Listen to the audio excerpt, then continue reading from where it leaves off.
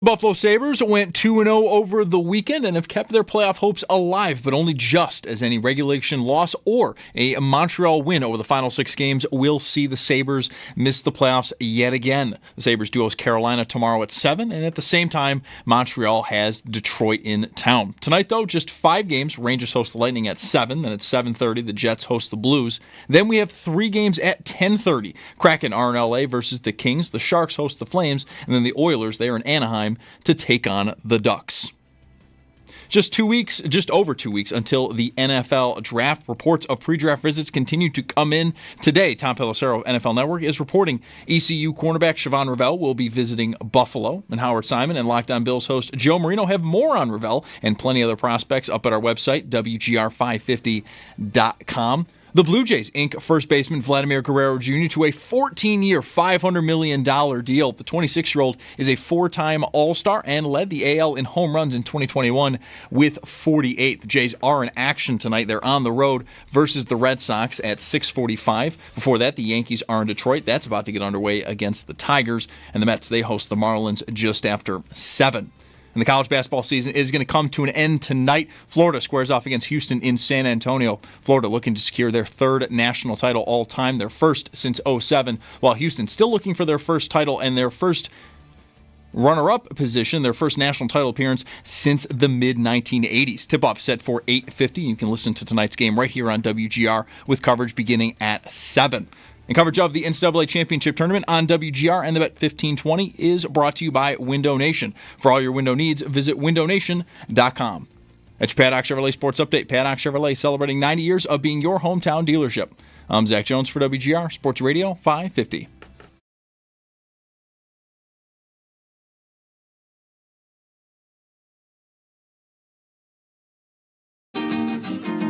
Mike Schopp and the Bulldog. Hard salami's okay, but it's not as good, right? Although maybe if you're French vanilla, you'd be like hard salami. You mean the best vanilla? The fake vanilla. The delicious the vanilla? Fake vanilla. The creamy vanilla without sand and dirt in it? It's Mike Schopp. I like that sand one. and dirt. The beans. Yeah. The specks. Yes. Are the problem. It's granular. The actual what vanilla is the absolute worst take you've ever had. Because it's on different levels of offensiveness. I have a lot of questions. Number 1, how dare you? And the Bulldog. Maybe when you first made the ice cream, they were interested in making it, I don't know, good, and added cream to it to make it creamy, thus ice cream, not ice sand, ice gravel. People, what do we even do? I mean, what are we talking about? Help. Police! Help! Police! Help! On WGR Sports Radio 550. What, no Rolex? Today? Isn't it great, everybody, to have hockey as like the topic that people are talking about in sports, or at least one of them? That, of course, is because of the Thompson hat trick bet. The return. Was that the first game back? It was the first time in a while. I don't know how exactly how long it had been since I had tried it, since I missed the last opportunity in a home game against Boston at the end of January. I had tried it maybe 2 or 3 other times since then. But it has not been a regular thing, but, you know, I felt compelled. Why last night? Well, Boston? Boston was a part of it. Didn't he have one against Boston? Yeah, that was the one I just said. Yeah, I lost on. Sorry, I didn't mean to jump on you for that. At the end of January, there was a game. They played the Bruins. He got the hat trick, and I didn't bet it because I was going to a concert, and I just didn't have time to do it. And I'm like, I can miss one, no big deal. And then, you know. Why? Well, I had not been, I don't know how you are about this. And yeah, I don't know how far I want to get into this exactly, but like, it's a very routine thing for me to be active on the app and have action going. And if I fall out of it for a few days, that can easily turn into a few weeks. And prior to going away on vacation, I hadn't been real busy with it. And then I went away on vacation, and I did check when I got to Puerto Rico, and that was not a place that I could, actively, legally get action from. So I think, okay, well, I'm out. And then we got home, and I didn't feel compelled to dive, because again, I'm out of the habit of even looking. I haven't even opened the app. really, I didn't look at the app until Friday afternoon before we were going to talk to Sam. It took that long for me to do it. But even then, I didn't. He was texting us about, what night was he texting us about Devers home run plus 475 or something? I don't know. That was midweek maybe last week. I thought about that, didn't do it, and then just set it down Friday, no action. Saturday morning, this is a new low even for me. It is a part of why I ended up with money in the account. I get excited when I'm going to play golf, like actually play golf outside, and I will, on a Saturday, wake up 3 hours before our tee time. By the way, I love that play golf outside is now a thing because you sometimes play inside. Right. Well, I was scheduled to play golf Saturday morning inside at the Golf Dojo on Niagara Falls Boulevard, and for some reason, I'd gone to bed pretty early Friday. I saw Ovi tie the record, and then I went to bed. And I woke up at 4. And I couldn't go back to sleep because I was excited to go play indoor golf. I don't know. That's a part of why. So I'm up. First thing I see is an email from the FanDuel people. Mm-hmm. Hey, 50% match on any deposit. I'm like, all right, well, fine. I'll do that. I mean, you're going to get if I put 100 in, you're going to give me $50 to play with. Okay, I'll do that. I haven't done anything in weeks here. I'll do it. And so I did that. And Is that maybe why you got the offer? Yeah, I think so. You've been away from it. I think that's how it works. Yeah. So pro tip, if you want them to entice you back, stop using it. Don't log in for a while, because that was kind of what I did. Even when we talked to Sam on Friday, I went and looked at it, but I didn't log in. I wasn't prepared to do anything with it, so I didn't need to log in. I just wanted to see what the lines were on a few different things. So I get the bonus, and that was my last bet. That I lost a couple of parlays on Saturday, and had another one on hockey, like a 4-team, 5-team results parlay that I lost. So the last stand I had was this Thompson hat trick, Sabres minus 1.5, and the odds, the Sabres were favored in the game, and so even with the minus 1.5, it wasn't that juicy. And Thompson was only plus 5,500 or something. See, so I threw in 2 points for Dahlin. Yeah. And that got me to 100x. Yeah, that got me where I wanted to be. You know, what is so great about how you do that I am jealous of, and I just know how I'm different. Like, only 5,500 or only 8,000, whatever it is, right. Like just a straight bet hat trick. That's good enough for me. Like, I wouldn't risk losing. Imagine if he gets the hat trick, but Dahlin doesn't score. Like, that I know. Extra juice, makes that so much cooler. And I would always shy away from that. I just want to win. It's a long shot bet anyway, right? It's not just who wins the game. Right. So I would never sort of have that instinct to add to it. And, you had to get that. But you did. I did.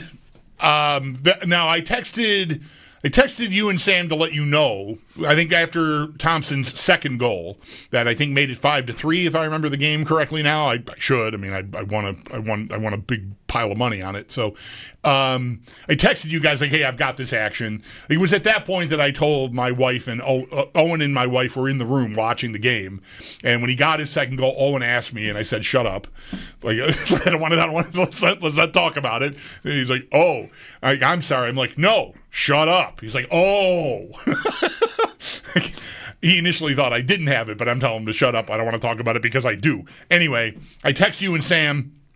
Eventually, we get to the empty net scenario. Thompson just misses on that first shift with the goalie pulled. And eventually, there's an icing, but he gets to go off. So there's a different line on the ice. There's a face-off in the Sabres zone, and it's 5-3. I need the Sabres to win by 2 and a Thompson goal still to win the bet, right? Dahlin's already in the garage. So they're lining up for that face-off, and you know what I'm thinking? I didn't text you guys this, but what I'm thinking is I need a Bruin goal much more than I need someone else on the Sabres to score an empty netter here.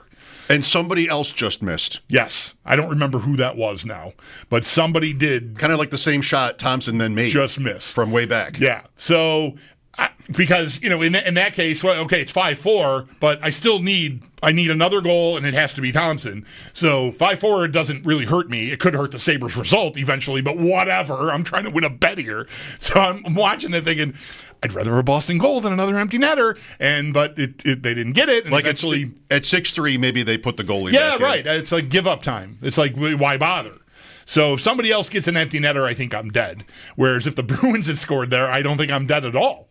In the end, the Bruins didn't score. Thompson got back out there, and he made a 160 or 170 foot shot that won me some dough. Very cool. Redeemed the Tage Thompson hat trick bet business model. Did it ever for the year? I mean, plus you're up all those nights you didn't bet it. Sure, you can look at it that way. X right. for each one of those games. Yeah, I was down. That's how I do it, and that's why there's never any money in my accounts. I think I was down more last year before I finally won it than I was this year, because I didn't. Once we got to that miss in late January, I was like, I feel desperate and like I'm chasing this now, and so I'm not going to do it. But I needed one other thing to do last night. I just said, well, fine, I'll just try this one more time. Very good. So payoff came. So I'm happy about that. Over here on the side of you remember newspapers, you have the big story there. Over here on the side, a little sidebar there about Ovechkin.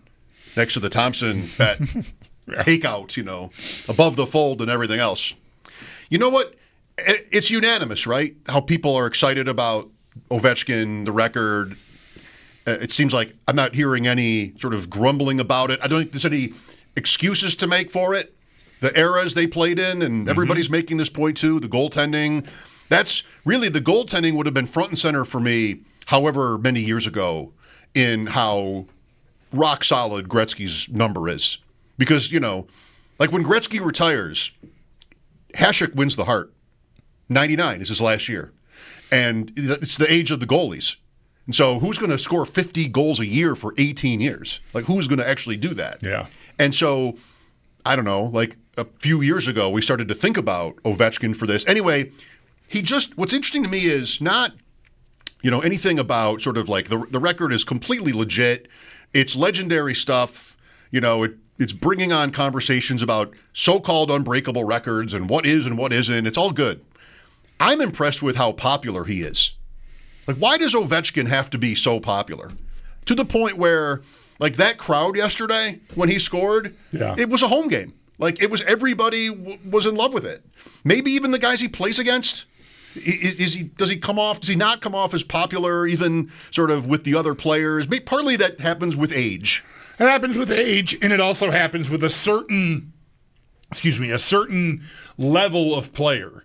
Like, that their superstardom so influences the league and really all of their livelihoods.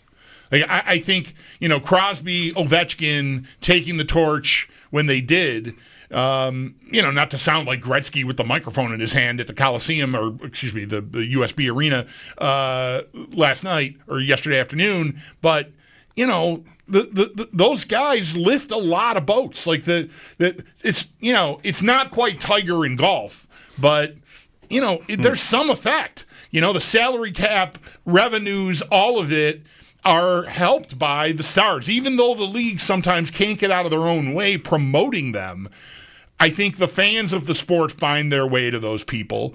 And then when you get to a moment like this, that, on the heels of, Ovechkin had no part in the Four Nations face-off, but there's been more interest in hockey in general, I think, because of that. And the timing just couldn't have been better. So the casuals are all sort of pulled in by, the fact that they were paying attention a little bit a month and a half ago, and like now there's this other thing, like what's going on there. But the hardcore fans, like Ovechkin is, he's on a tier with the all time, or Gretzky, Lemieux, like that. He's on that level. And so any player in the league, I think, owes some debt of gratitude to the guys that really carry the mail for the sport. And so I think that's part of where that comes from. The longevity certainly helps too. You could have a guy that doesn't have quite that career that would be beloved by opponents because how he played and what he's meant to the league. But Ovechkin, to me, transcends that.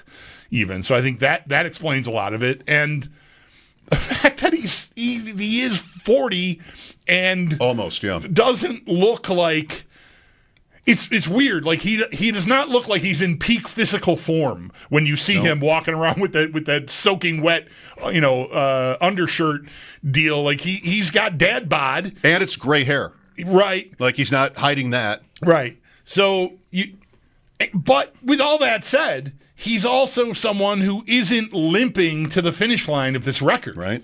Right? Like he is still as prolific. I mean, I don't think he's throwing his body around the way he did 15 years ago. I mean, he's always been, somewhat of a freak physically because he was this gifted offensive player, but was a physical, was a big enough guy to have an impact physically. So I think that's probably curtailed, but mostly his game is the same as it was 10 years ago, which is crazy. Yeah. Like you just don't expect to see a guy get to a record like that and still, having done it in a 40-goal season at his age is super impressive to me. And I was glad I learned a little something, if I can squeeze this in here, about why you don't make decisions in the heat of the moment and when emotions are playing on you. Because I felt very strongly, I think Ovechkin had indicated all along he did not want to get the record-breaking goal into an empty net. So I'm watching the game Friday night, and he's got the 2 goals, and they're at home, and the goalie's going to come out. It's the exact scenario we talked about one day last week. Like, what happens? What do they do? And I did not want him to get it in an empty net. I thought he had said he didn't want to get an empty net, but I didn't have, the quote memorized or anything. But as I'm sitting there watching, 3-4 minutes to go, it's 1-goal game, the goalie's going to come out. I'm thinking, you're at home, go for it. Like I kind of wanted him to get the record. I'm here, I'm watching. It's for a hat trick. That's different than if it's your only goal of the game and it breaks the record and it's an empty netter. And it's not the end of the season yet. Like he would still have had 5 or 6 more games where you'd think, I'm going to get it. I'll just score here. Yeah. If the empty net situation arose. Yeah. So in that moment, I kind of wanted him to just go fine, get on the. And then when he didn't, I was relieved again. Thank you for being my guardrails, because I got emotional about it. The fans were so excited, knowing the next game is on the road. There's probably season ticket holders in there that have been paying $15,000 a year for 2 seats for his whole career. You'd like them to get that payoff. That played into my thinking. But I'm glad at the end, he begged off, told the coach, no, I'm not going. And wasn't he on for some of it? Maybe not. I was listening to the game on the radio when that was happening. I'm trying to remember if he got out there. There was maybe that he was out there when play was happening and the goalie came out. And he may have been on the ice, but eventually he got off, and then there was an icing, which they couldn't make a change at. But that, I think, was the time where he told his coach, no way, I'm not going. If we can change on the fly here, don't count. I don't want to do it. But I think he may have been out there when the goalie first came out. Okay, maybe the announcer might have thought he was coming on, and then he didn't. Something like that. I can't remember. I just he could have played and just not shot. Right. You're trying to win a President's Trophy here or whatever, but it's fine. It's all good. What a great thing, and what a perfect goal. What a perfect goal for him too. Like that. I mean, so far away from the empty netter scenario, right? It wasn't a classic one-timer, but it was close. I mean, he got a pass across the ice on a power play and buried it from the top of the circle. Was it even a power play? I don't even know. It might have been just 5 on 5. I think it was. Either way, it's the spot, right? I mean, Gretzky is behind the net. That was his office. Ovechkin's spot was always that spot. So it's pretty cool that it came from there.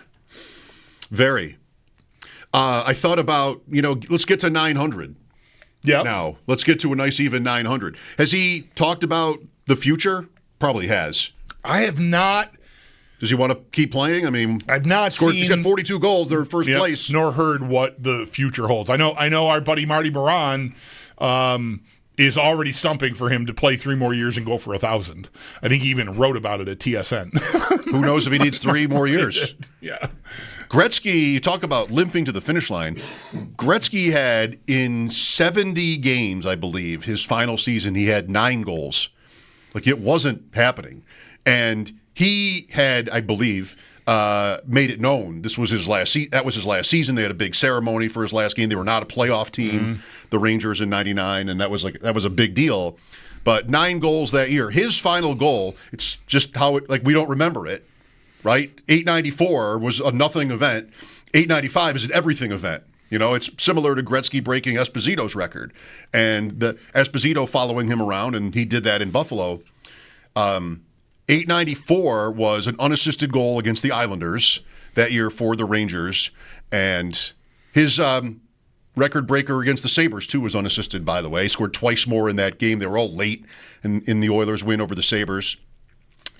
He also won the Lady Byng that year, Gretzky. Yeah. 99. Won 5 Bings. Pretty good. Pretty good. The synergy, the number of games played being the same, you know, with one goal separating them now. Ovechkin and Gretzky have played the same number of games. Ovechkin now has 1 more goal. Crazy. Did you catch this yesterday too, or maybe sometime today? Gretzky passed, like, how set the record, held it for 31 years. Then Gretzky broke it, held the record for 31 years, and now here's Ovechkin. Okay. That is just wild. What you're saying is that Tage Thompson will not break this record Right. without playing for their 25 years? Probably. Yeah, that's good. Really something. Thompson, so back to him. 175 is his number in 442 games. I mean, he's a 50-goal player. He's established that. It's more than once. He has a chance at that this year. Maybe just short, but still, you get the idea.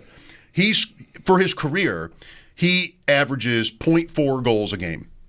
So 2 goals in every 5. And, you know, he started slow. So now he's at a faster pace than that. Ovechkin for his career is at 0.6 goals per game. Almost 2 in every 3, right? That's a little bit of a stretch. But he's played 1,045 more games than Thompson.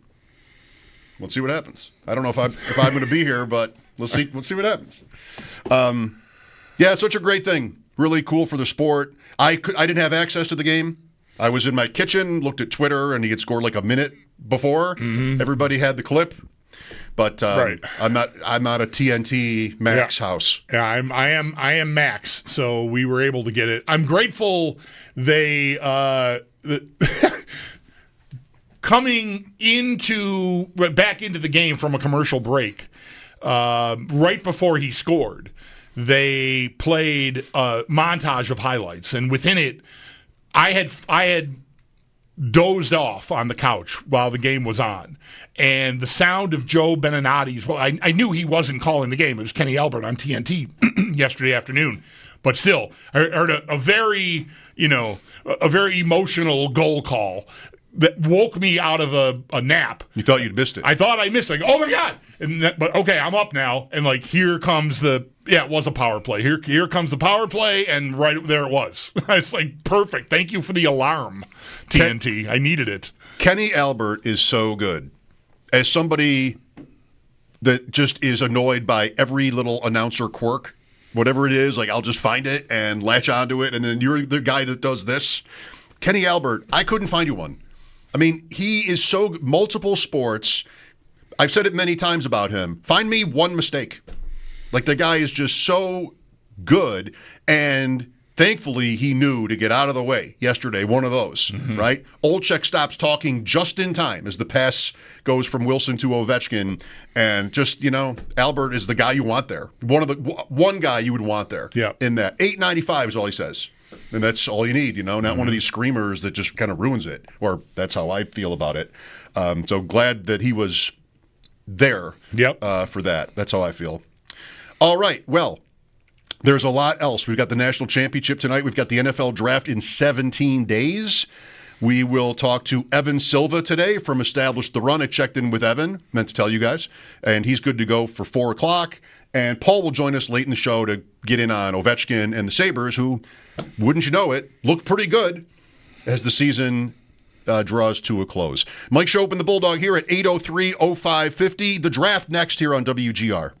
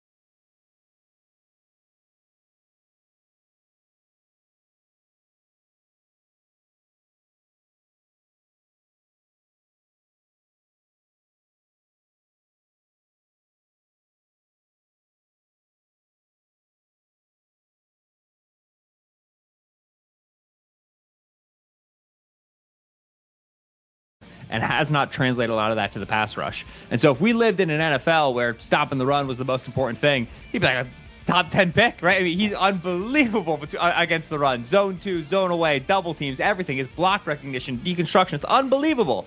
It's just that's not the most valuable thing. Now, if you're telling me, all right, I've got Ed Oliver playing 3-tech, I need a guy to play over the center and help protect Ed, who's a little bit undersized, take 2 blockers, let my fast linebackers run and chase. I tell you, Tyleik Williams, right now when I do mock drafts, if he's there for the Bills, I take him and I don't blink.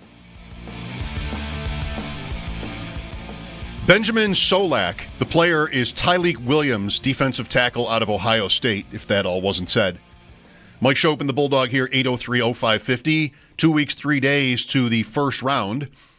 You know, I'm not trying to criticize, but there are a lot of times we hear people say that. If player X is on the board, you take them, you don't even worry about it. What if you have 2 of those at the same time? What if, Emin Worry is somebody you like, safety, South Carolina, or even a wide receiver? Then you got to make a choice, which is usually probably what happens when you get to pick 30, is maybe for all the time we've spent on it, sort of just occurring to me, if you have a draft here like people seem to be predicting, where after you get to pick 6 or so, there's just guys are just easily comparable, no real, maybe that's a little early, but no real consensus on who's better than whom, even within a player group like corner or defensive tackle. I mean, relatively speaking. So if you have that happen, you get to pick 30, you might have 4 guys that you'd really like to take there. Yeah, I think because of the sort of the plateau nature of the first round into maybe all of the second round, if not more than that even, I think this draft, somebody is going to be really surprised by who's there at 30. Yeah. Some way or another. There's going to be someone there that you thought, or maybe consensus thought, was going to go at 20 or 15 even. Who knows? And vice versa. Somebody will probably go at 15 or 20 that you thought was going to go at 45. And again, I'm not using you to say you specifically, but just people in general. Because, there's so many opinions out there, and I'm not sure I know what the consensus is, and I am not sure how important it is to know what the consensus is exactly. Just this morning, I was reading John Ledger, who's been on our show many times, respectable draft analyst, talking about the safeties, and he's like, I don't think any of them should go in the first round. Really? Whereas, certain people you talk to would be like, oh, Malachi Starks and Emin Worry, forget it. They're not going to be there at 30 for the Bills. Here's, one other person telling you, I don't know if he's just a lone wolf voice in the wind or something, but that really none of them warrant going in the first. So that's just one example that, you talk to certain people. I've heard numerous guests on our show, on with Steve and Chris on One Bills Live, say, Emin Worry's not going to be anywhere near you at 30. So someone's going to be wrong here. So we'll see. But I'm expecting there to be someone that we're like, oh, I can't believe blank fell all the way there. Sam Monson did his mock draft. I think this was today on their podcast, Check the Mic. Emin Worry is not in the first round on his. He has the Bills taking cornerback Trey Amos out of Ole Miss. That's the best I can do for an idea. It's the best I can do. I look at the receivers, even though I think it would be almost shocking if the Bills picked a receiver there, but I just don't have a player that I like enough. And I'm not crushing tape if I need to say so. I'm listening to people. I don't have an idea that I like enough to force that, even for the purposes of our conversation, just for fun, like Ibuka from Ohio State. But I don't know, maybe he's been inconsistent and he sort of reads like Coleman a little bit to me. It's probably not right. Big slot, big-ish slot anyway. He's not as big as Coleman, but still. Yeah. Doesn't seem like the perfect idea. And Matthew Golden, in a different way, the speed receiver, one of the speed receivers out of Texas. Every year they have 2, like this year with Bond. But I don't know, I can't see the Bills doing that. I haven't been able to come up with a skill position idea that I could really try to convince you I would sign for. So that leaves me where? I mean, it's corner and defensive line, like everybody has been saying. And I just think corner is two things, because it seems like both probably have the talent deserving of that pick. Corner is a bigger need right now for them, I think. And I think more importantly, it's a more important position. And really, like, they're at Benford and then just kind of hoping. I agree with both of those opinions. I think it is a bigger need, and I think it is a more important position. And furthermore, I feel like I've heard more and read more often that you will be able to find guys to help you, especially on the interior of your defensive line. This might be somewhat different if you're talking about edge help, which I think the Bills also could use. But that particularly defensive tackle, especially if you're looking for the big space-eating type guy to sort of supplement, if not, ultimately eventually replace Daquan Jones, someone to play next to Ed Oliver that's that style player. Not that they have to be settled on that style player, but if they are, that into Friday, maybe even Saturday, you're going to find guys that can do that for you. They're not going to be guys that are going to get 5 sacks for you, but they will do the job of tying up blockers and making life easier for your linebackers, basically that role. I have heard more about the depth of that style player than I have corner. So that doesn't, again, that is just current consensus, or at least what I view as consensus. That doesn't have to be right, but if that is right, then that would point you to corner, because you might feel like, if I don't get a guy on Thursday, maybe I'm not going to get a guy that I should expect to step in and play right away. And I am anticipating the Bills, crossing their fingers and hoping whoever they pick can step in and play right away. We have lines open 803-0550 on this. The two names that I see the most at pick 30 or around pick 30 that play corner are Trey Amos and Maxwell Hairston. Hairston is a little small. He played at Kentucky. How about a guy playing at one school only? When does that ever happen anymore? Amos played at 3. There are lots of these guys who in the draft. This Hairston must not be any good. Nobody wanted him. Yeah, but what are you doing? Nobody wanted to lure him away Staying from Kentucky. At Kentucky. I'm just kidding. Me too, if it needs to be said. Yeah, Amos played at 3 schools. Alabama's one, Ole Miss last year. So he's a little bigger, but it's a little close to Torrey Amos. So I think maybe Hairston is who I'd rather have, because the name is a little close. Is sound work right there is what that is. It's a coin flip. Yeah. It's got to break. It could break a tie.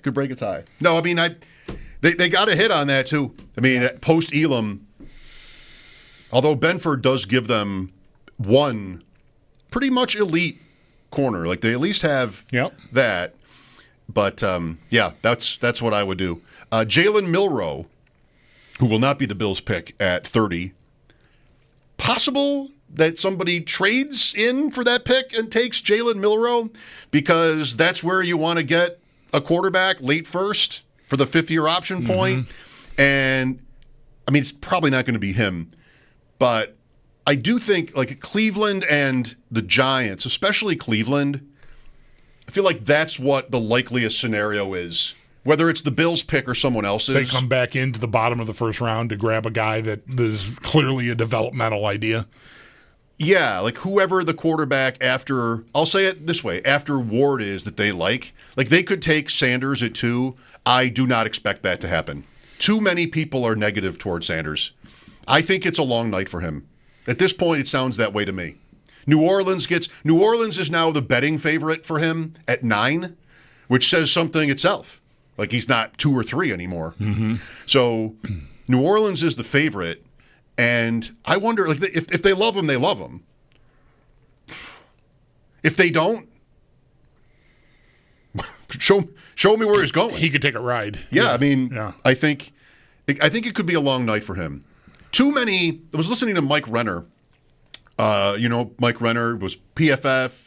Now he's with CBS. I talked to Mike one Friday a while ago when you were away. Okay.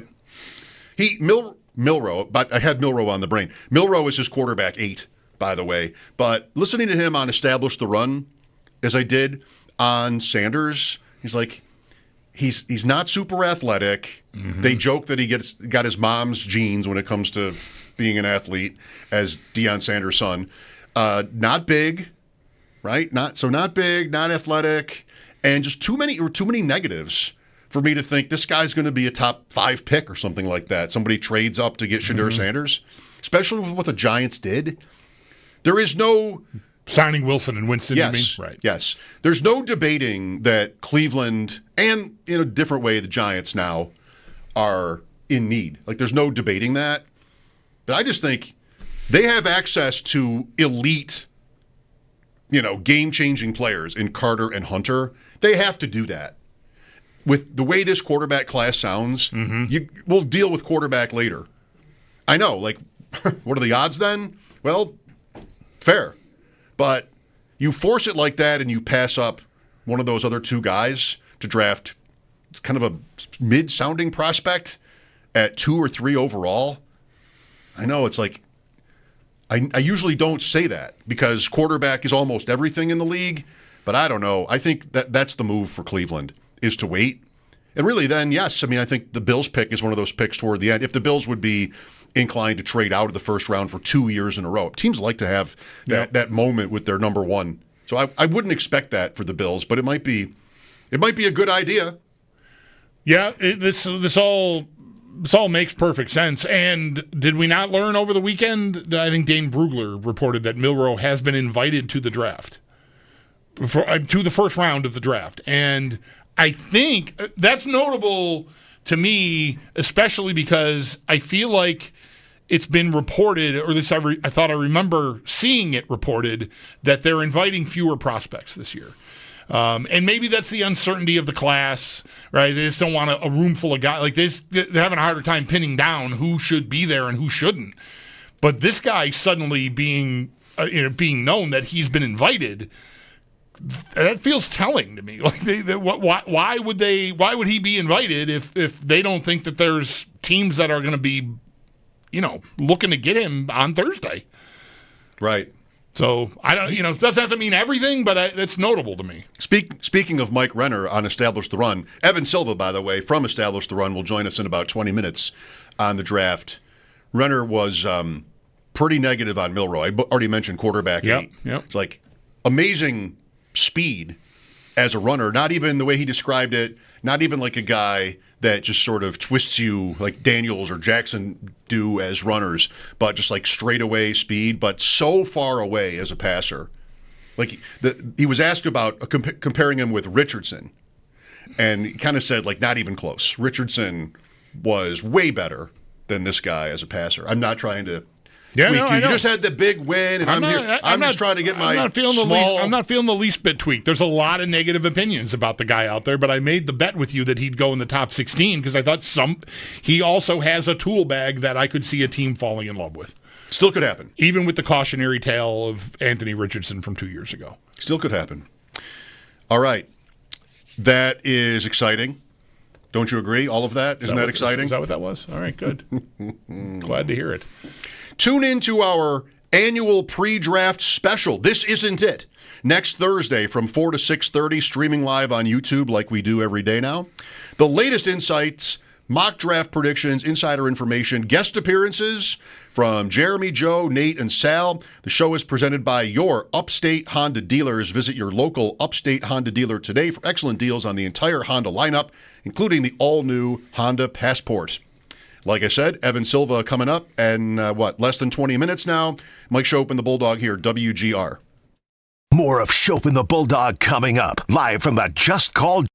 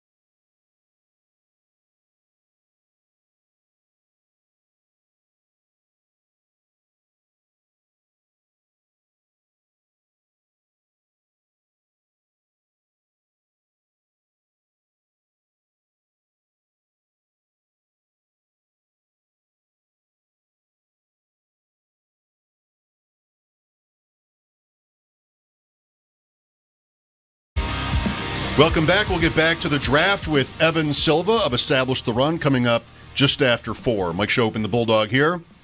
We started, as, again, hockey fans everywhere are doing, sports fans, on Bulldogs win. Tage Thompson hat trick bet, back in the black, to say the least, with this win.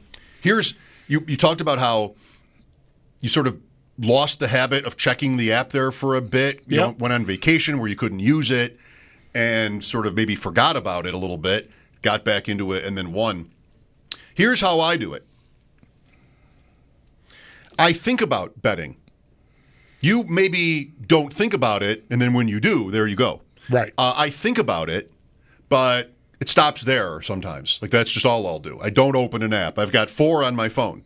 Once the vast majority of the time I am using one of those apps is to find, like I'm about to do for the game tonight, to find out what the line is so we can talk about it. Not so I can bet it. Mm-hmm.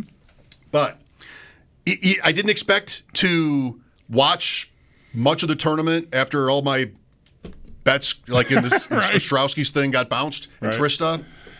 But because of Carlin and Florida, I got excited for that on Saturday and watched that game against Auburn.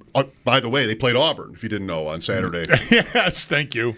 And I'm watching this game, and maybe I was a little biased because of him. He's a almost lifelong friend of mine. But I'm watching the game, and like everything was just a little bit off for them in the first half. Just some bad calls, I thought. That might have been my bias. They just really couldn't click. And Auburn was up 8. And I get to halftime, I'm going, Florida is the much better team here. Like, I don't know if they're going to win, but I had to leave to go take my son somewhere. So I had that thought in my head, is like, I bet that's a pretty good bet right now, Florida money line at halftime. I'm sure it was. And then, they win. I mean, 3 minutes into the second half, the game is tied. They've made up the deficit already. Right. And it wasn't a breeze, but they closed it out. So that's kind of how that's my betting process, is I think about it. Of course, many times I'll think about one and it will lose anyway, and then I never think about it a second time. Yeah. But once in a while, you know what? I could have looked. I could have done it. I wanted it. But you couldn't be more right about how different we are. I never think about it unless I'm in there. Yeah. I got to get it. And like I said, in this case, Saturday morning, it was them contacting me. I didn't even think to go in there, but there's an email with this, here's a big reward for you if you want to. I'm like, no, okay, sure. There's a pile of hockey games the next 2 days. Fine, I'll dive in, and I'm glad I did. Yes, glad I did. I bet you are. And I already pulled almost all of that I won out of there. So I'm not going to do anything silly with it. Just big win, stash it. Watch the second game, too. Duke blows it.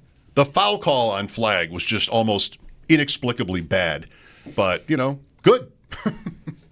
Good for Florida. Good for Carlin. They don't have to play Duke tonight. I'm not crying any tears for Duke not getting a call. I mean, no. They made other mistakes. They made other mistakes. Yeah, like not scoring a basket for, I don't know, 10 minutes or something or whatever it was down the stretch of that game. That was insane. They're not without blame. No. So I'm looking forward to this game. Yeah, I feel like the games were, I mean, I mentioned it to Sam this way, and this was probably a sloppy way to put it, but does the weekend need to kind of redeem the tournament? Because, it wasn't upsets, and it was kind of chalky or very chalky. And it just feels like a lot of what I was reading and hearing about the tournament as it was going on was like, the haves and have-nots, and it's just, it's lost some of its charm. Even though these were 4, number 1 seeds, I think the games were pretty damn good Saturday. Yeah, and that's what should have happened. The lines were close. They're all really great teams.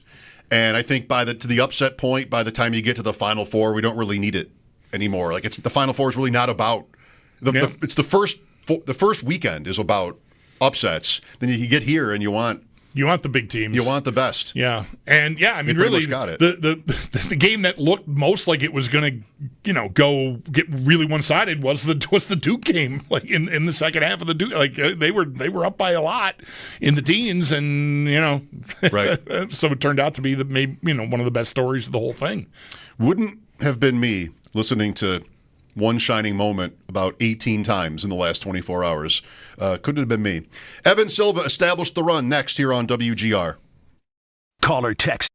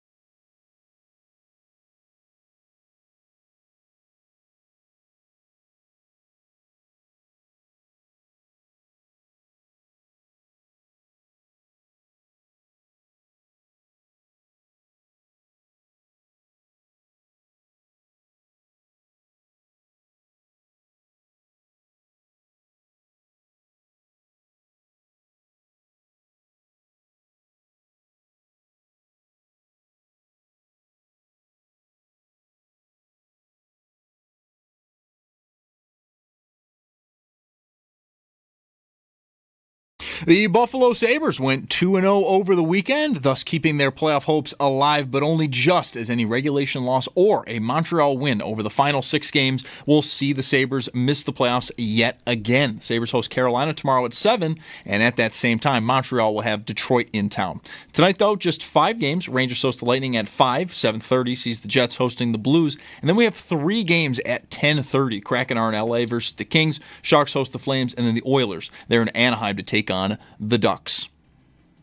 We are just over 2 weeks from the NFL draft. Reports continue to pile in of pre-draft visits. And today for the Bills, Tom Pelissero of NFL Network is reporting that East Carolina University cornerback Siobhan Revelle will be visiting Buffalo. Howard Simon and Lockdown Bills host Joe Marino have more on Revelle and plenty other players as well up at our website, WGR550.com. In baseball, the Blue Jays ink first baseman Vladimir Guerrero Jr. to a 14-year, $500 million deal. The 26-year-old is a 4-time All-Star and did lead the AL in home runs back in 2021 with 48. The Jays are in action on the road versus the Red Sox at 6:45. Following that, the Mets host the Marlins just after 7. And then currently going on, the Yankees are down 3-0 to the Tigers in the 4th. And then the college basketball season is going to come to an end tonight. Florida squares off against Houston in San Antonio. Florida is searching for their 3rd national title, first since 2007, while Houston still looking for their first title. This, however, will be their first national title game since 1984. Tip-off is set for 8:50, and you can listen to tonight's game right here on WGR with coverage starting at 7 p.m. And our coverage of the NCAA Championship Tournament on both WGR and the Bet 1520 is brought to you by Window Nation. For all your window needs, visit windownation.com. It's your Paddock Chevrolet Sports Update. Paddock Chevrolet celebrating 90 years of being your hometown dealership. I'm Zach Jones for WGR Sports Radio 550.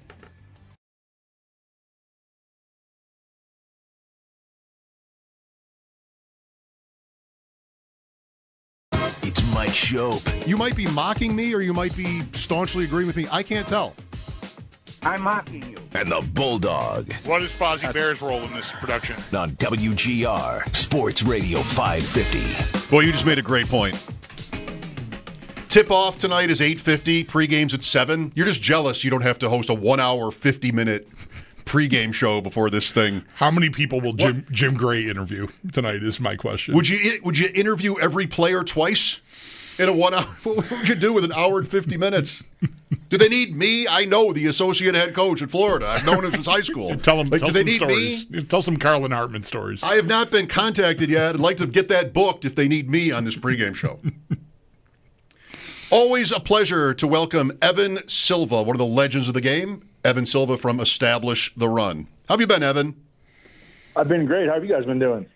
All right. Great time of year. A lot of sports reasons, but the draft, of course, is why we're calling you.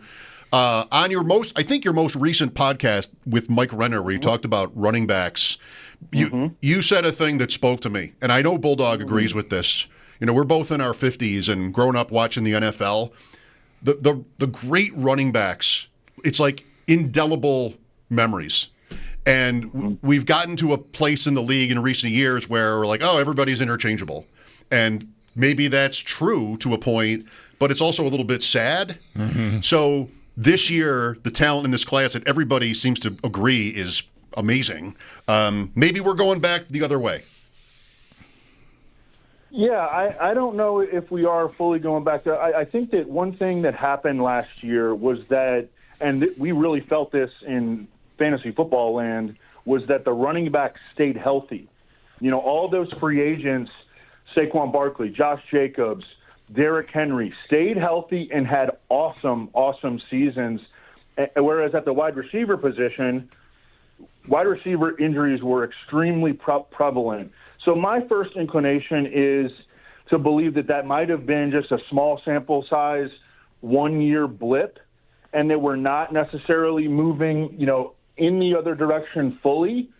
But, I mean, there's no question that it was an awesome season for running backs, and you benefited from that in fantasy if you had an early round running back approach, whereas in seasons prior to that, the sort of, quote unquote winning strategy was to focus on wide receivers early in the draft. But yeah, I mean, what I said on the podcast was that there is no position that I would rather watch play than the running back position. Everybody remembers, a run a very famous run from, Derrick Henry when he gets out into the open field, or Adrian Peterson when his head would start bobbing and he was going the distance. Saquon Barkley, this unbelievable season. How many, when he hurtled over the guy backwards. It's just these runs like really stick out in our minds. And catches, there are many very famous catches too, but I think that there's something that you can feel that there's something intrinsic about the running back position when you watch a player have an awesome run. You mentioned here, Evan, how last year we had, Josh Jacobs and Barkley and Henry, and it seemed like a renaissance like Mike just alluded to. I've seen it written and said and opined that, well, that was just a one-year thing because this year didn't follow suit. But really, the caliber of players just did not meet. Like, was Najee Harris supposed to get like a 3-year, $40 million contract from someone or something? Like, I don't think so. There wasn't really a back that qualified at the level that Henry and Jacobs and Barkley especially did last offseason. That's absolutely true. And at the same time that people were talking about, Saquon Barkley, he really got paid. His contract was less than what Darnell Mooney got from the Falcons. So I don't think that it's funny because this can become a self-fulfilling prophecy because this year we have this draft just chock full of awesome running backs, and we have the wide receiver position where there might only be 2 first-round picks at wide receiver in the draft. So this draft actually may support the theory that we're transitioning in a different direction. Evan Silva, our guest here on WGR, I happen to agree about, I'm treating last year as a one-off in terms of drafting. And I'm scared to draft some of these guys you're talking about, even after amazing seasons. But as you were just getting to, I wonder how this draft might sort of move this thing forward. Evan, people are talking like there'll be running backs available on Saturday that could be, as good as anybody on somebody's team, right? So, Genty is where this starts, and that could be as early as, 6 maybe? Do you have a particular opinion about him? All this being said, is he a good pick at, say, 10 overall or somewhere in the top 10? I think he could go as early as 4, especially if Shedeur Sanders falls, as I think people are starting to kind of project that he could go, fall to, like the Saints might have a chance at him at 9, or, Lance Zierlein at NFL.com has been consistently projecting him in the 20s. So if you pull him out of that, top 4 mix, then you have Travis Hunter, Abdul Carter, and Cam Ward going top 3.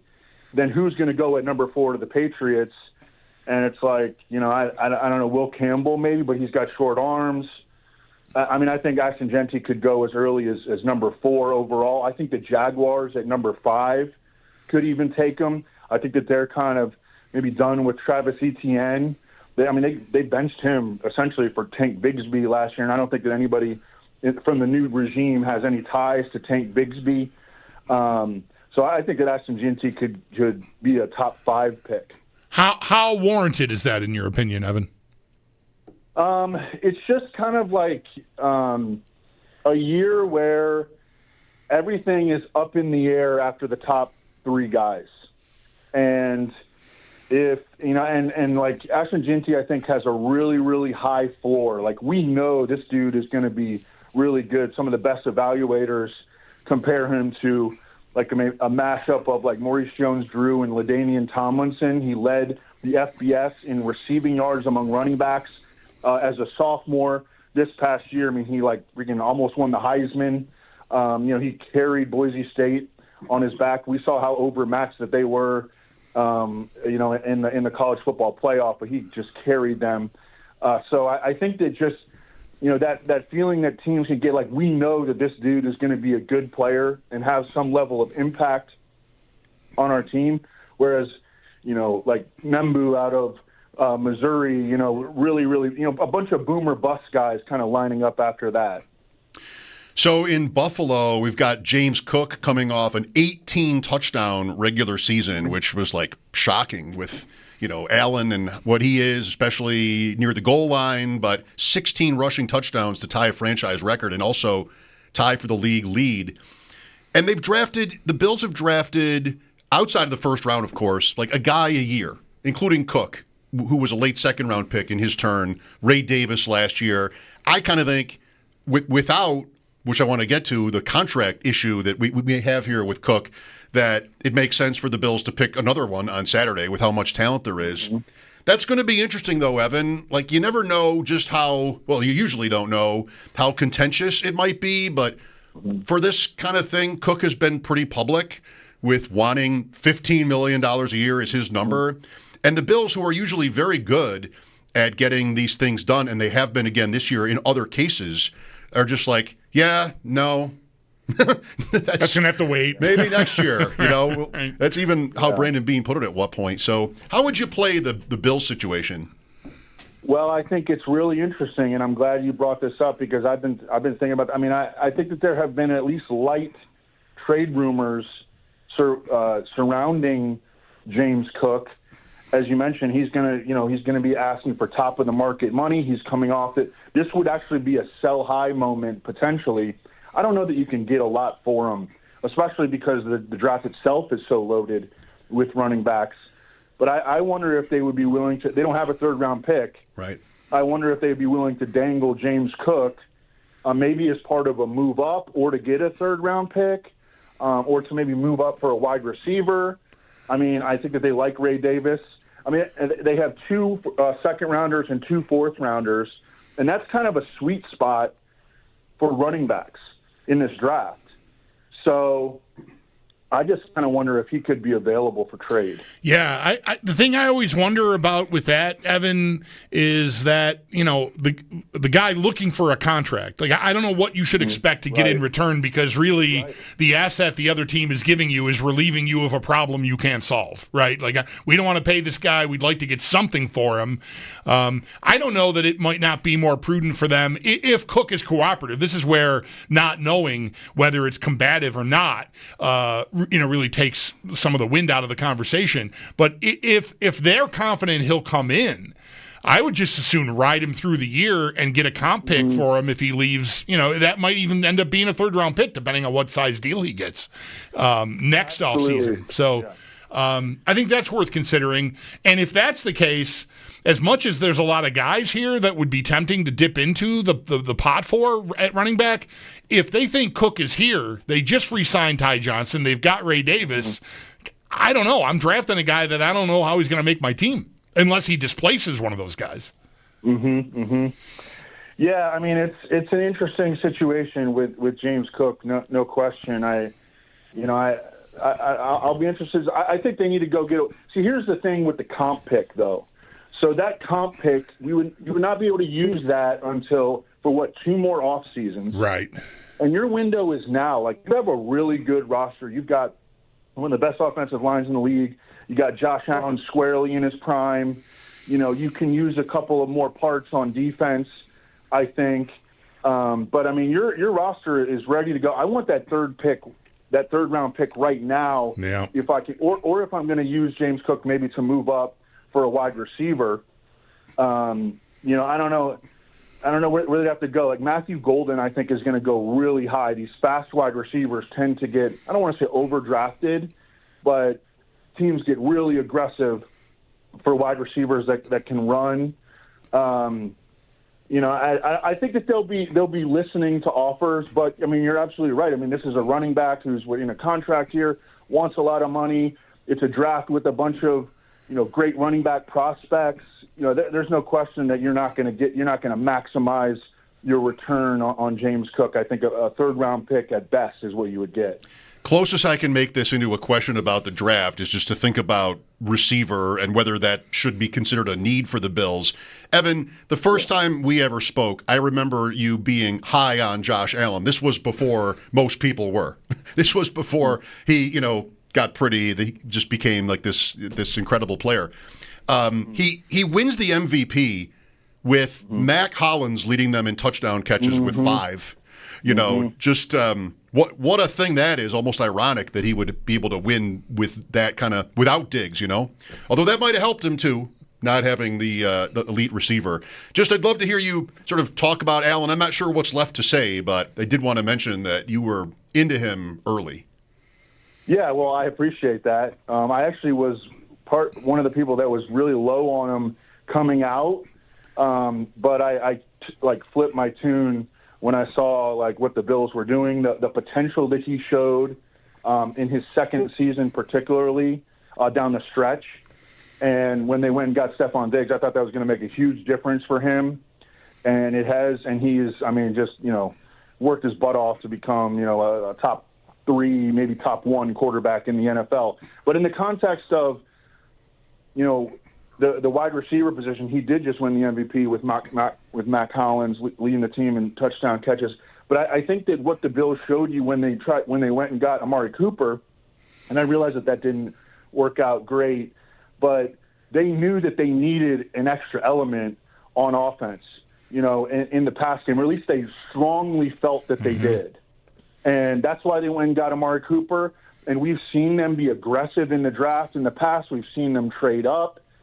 They obviously value pass catchers. They just traded up a couple years ago for Dalton Kincaid.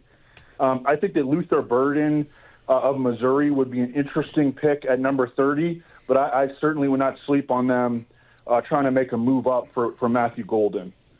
Yeah, that's really interesting. They've sent 2 guys out here. Hollins has left, and Cooper, I guess he still could come back. He's still out there on the market, but there's no sign of it. But he's a departure at this point.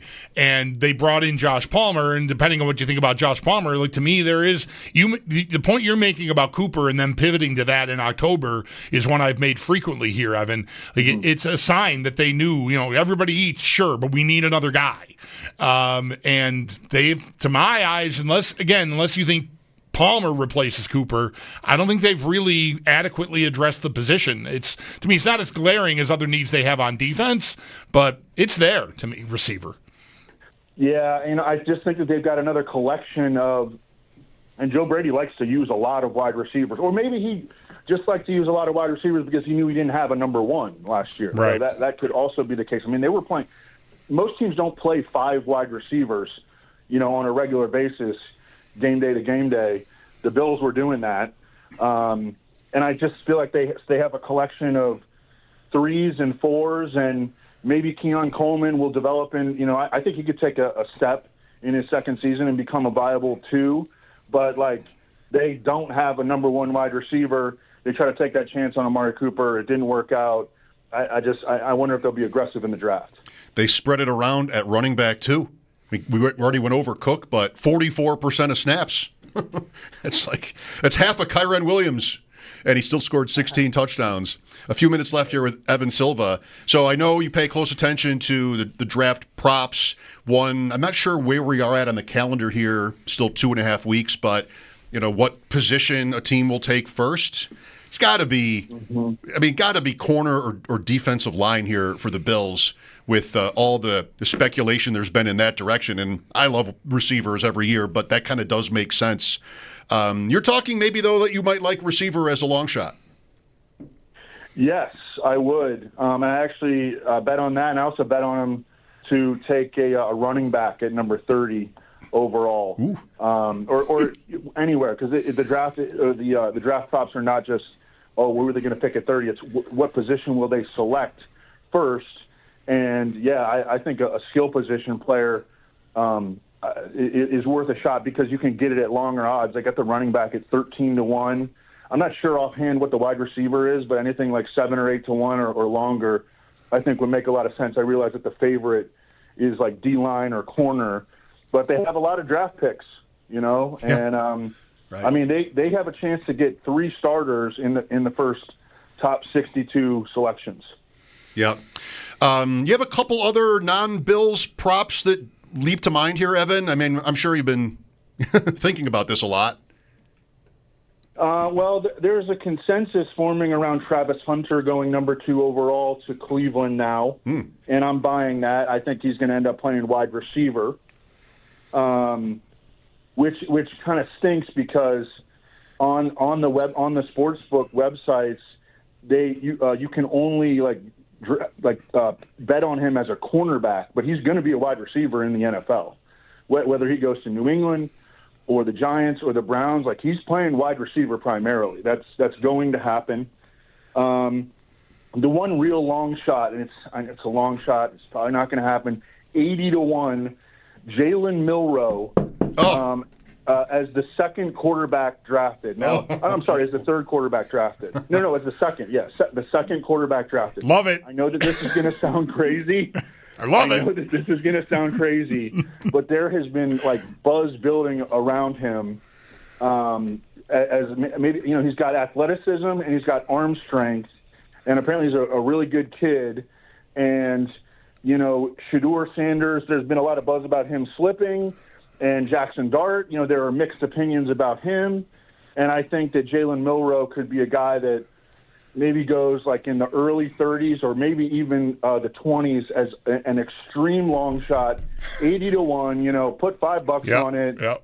And and then we're partying if we hit. Evan, I'm over here barely containing myself. Mike and I have a bet. My side of it is Milroe a top 16 pick. I forced it. I probably should have gotten odds, whatever. But you weren't getting odds. I love the idea. Thank you. I love the idea of a team just falling in love with his skill set and just saying, let's just take a flyer. If it doesn't work in 2 years, we bit reset. So there he is elite. Running the ball. Is that the same number as the Jamal Williams? 80-1? That was 100-1. 100-1. Evan had Jamal Williams to lead the league in rushing touchdowns the year he did. That was one for the ages. I think under on quarterbacks in round one is definitely live. To much of what you said, I could see it being only one, but 2 is still a win. I think 2.5 is the number. Yep, that sounds right. Yep. I like it. All right, Evan, everything's good. The show is good. Awesome. Business is good. Mike Leone's good. You guys are good? I don't know. You never know about him, Right. Thanks a lot for your time. Enjoy the draft. All right, guys. Thanks so much for having me. Bye. Evan Silva established the run. Leone, one of the best running rivalries in fantasy football is Evan versus our Mike Leone, who Evan calls a spreadsheet socialist. You don't even watch sports. You just look at the spreadsheet. I take it that's not a compliment. It's not meant as a compliment. It's good-natured. Yeah. I think they're good. And Evan is, the ball knower of the two. Supposed ball knower. See. Clearly, he knows a lot. What do you want for the draft? 803-0550. I'm still not at a point where, I'm excited about a single prospect. But here's receiver and running back, and we can work with that. We can work with that in round one, or as their first pick, whenever it is. We can work with that. We also talked about Alexander Ovechkin, of course, earlier today. The chase is over. He's broken the record with a few games to go. Sabres have Carolina tomorrow night at home. That's right, and then on the road in Columbus on Thursday. And we'll talk to Paul Hamilton later. Hope to hear from you next, 803-0550. This is WGR. Never miss a second of Sabres Live. Rewind up to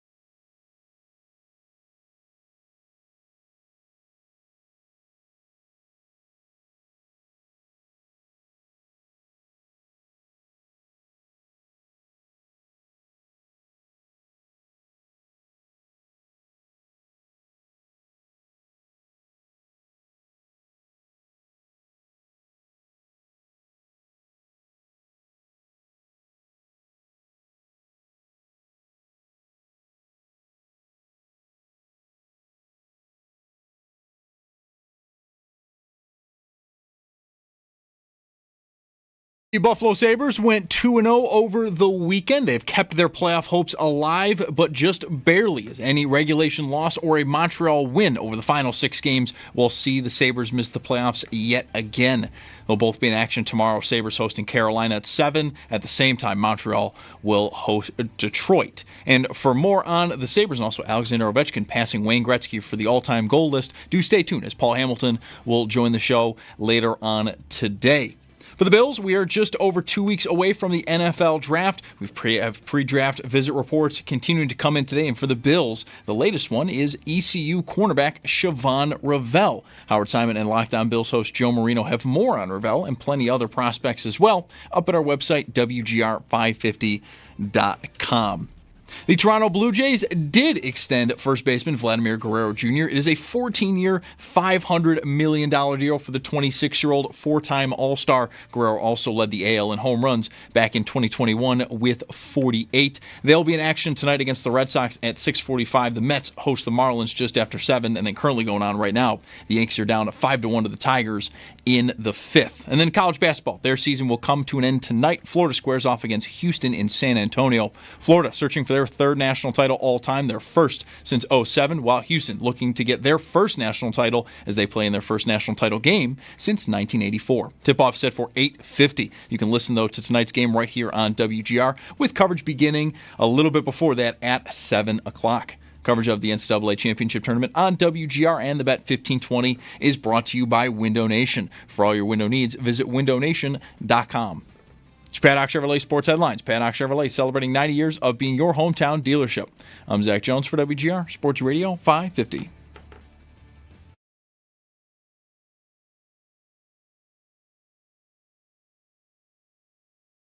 I think that they'll be listening to offers, but, I mean, you're absolutely right. I mean, this is a running back who's in a contract here, wants a lot of money.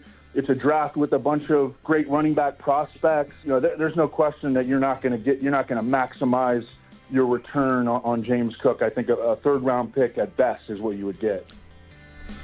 Our guest from just before, Evan Silva of Establish the Run. Go on, King. I think, and we talked about this more than once last week, the idea of a trade is not far-fetched, but I'm right where he is. It's always been like this idea, it kind of has to be round 3. I can't imagine he's worth more than that to anybody. And if it's less, why bother? He's under contract.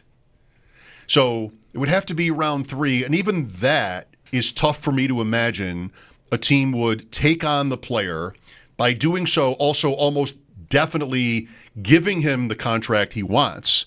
So a longer-term, big money deal over just using the pick on R.J. Harvey or somebody like that. Some other running back that you've got cost-controlled here for 4 years. And, you know, then if he becomes as good as you think James Cook is right now, then you got to make a decision. You know, if he doesn't, I mean, and there's just some chance the guy doesn't hit. So, you know, that's the trick is you think Cook is this good, and you're hoping in a running back rich draft that the guy you draft will be at least that good, but there's no knowing. At least you have 2 back-to-back 1,000-yard seasons here. The touchdown production last year obviously came flying out of nowhere, considering he only had 2 rushing touchdowns the prior year. But still, it's more of a known commodity than any rookie you're going to be picking.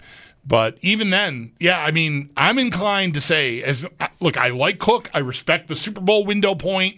And who's the next best guy on this offense after Allen? If it isn't Cook, and you take him out of this mix, like all the points that have been made here over the course of the weeks we've been talking about, you know, Cook, ever since the eyeball emojis to, you know, $15 million. If I could get a third-round pick for him right now, I think I would do it. Like, that's just me. I think it alleviates a situation you've got on your team that could be contentious. I mean, that's where not knowing exactly how everyone feels about it right now makes it hard to make that call, right? Is Cook going to come but begrudgingly and, you know, oh, my hamstring hurt, whatever? Is there going to be some slow play, protect myself thing, which I would understand if he's going into the walk year and the team sort of pushed him there. You know, you got to look out for yourself. So there's that. if anyone suspects that, how does that upset the team and chemistry and all the stuff? Versus just paying him and finding a way to keep going, or you totally divest yourself of him. I don't know. Maybe there's guys on the team that are asking themselves the same question the callers are asking us. Like, who's our next best guy? Like, I know there's egos there, and there are going to be guys that think that they're the next best guy, but it would be controversial. Yeah.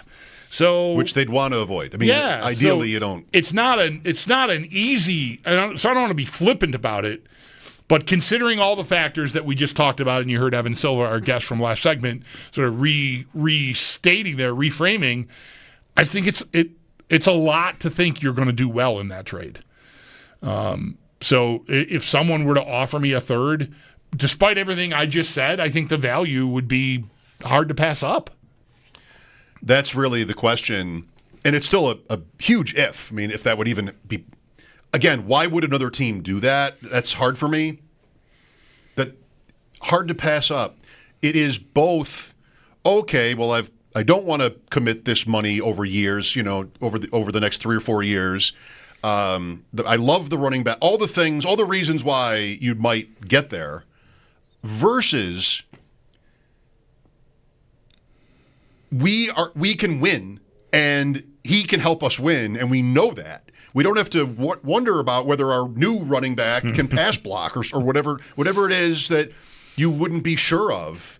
Like you have this in Cook, and you I think concede like it's a lot to sort of paint this kind of picture where he's not a gamer or he's just sort of all right. Well, I'm here for me. Yeah.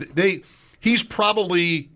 It's a lot to accuse a guy of that. And, anybody can be thinking about their next deal, but what? Is he not going to try or anything like that? I mean, that's probably not how the Bills would feel. So that's all why I think it ends up at a deal, maybe 3 years, not $15 million, but maybe 10.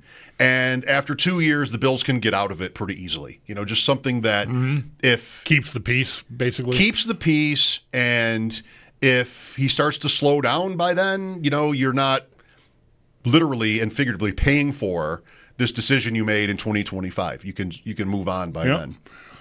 So I think... That certainly is in the window. It really... I'm a little... I like the idea of keeping the peace. And there probably is a lot to be said for that, as well as the uncertainty of thinking you can just plug and play another guy. Because it doesn't always have to just work out that well. And Cook was... he was excellent for them last year. There's almost no denying it. His game did get to another level that I didn't think was really there. So the timing really worked out well for him. He I think, worked on his game and is trying to get rewarded for it. So no shame in any of that. I think, with all that said, it's close for me. And I recognize the risk I run because it's not guaranteed to keep the peace. But if you're confident that you're going to get everything that he gave you last year, I would just sort of play it out. Yeah. I would just play it out. That's been my preferred route all along. You've got the leverage of another year of the contract and even the franchise tag sitting out there if it were to come to that. Like if he were to play at some level this year that, back-to-back years with touchdowns in the teens or something, and you just can't conceive of life without him now. Well, the franchise tag is there if you want it. All right, I don't love that idea for some of the reasons we've already talked about. Keeping the peace. It's also guaranteeing him a very large salary, even if it's only for 1 year. I almost feel like if you're going to do that, you might as well just make the commitment, like you're saying. And is it something you can walk away from in a decent amount of time? That's to me almost just as good as having the franchise tag at your disposal. My preferred route has always been let him play it out. But you got to have faith that you're going to get, what you need from him. Yes. Here's Jay with us. Hi, Jay.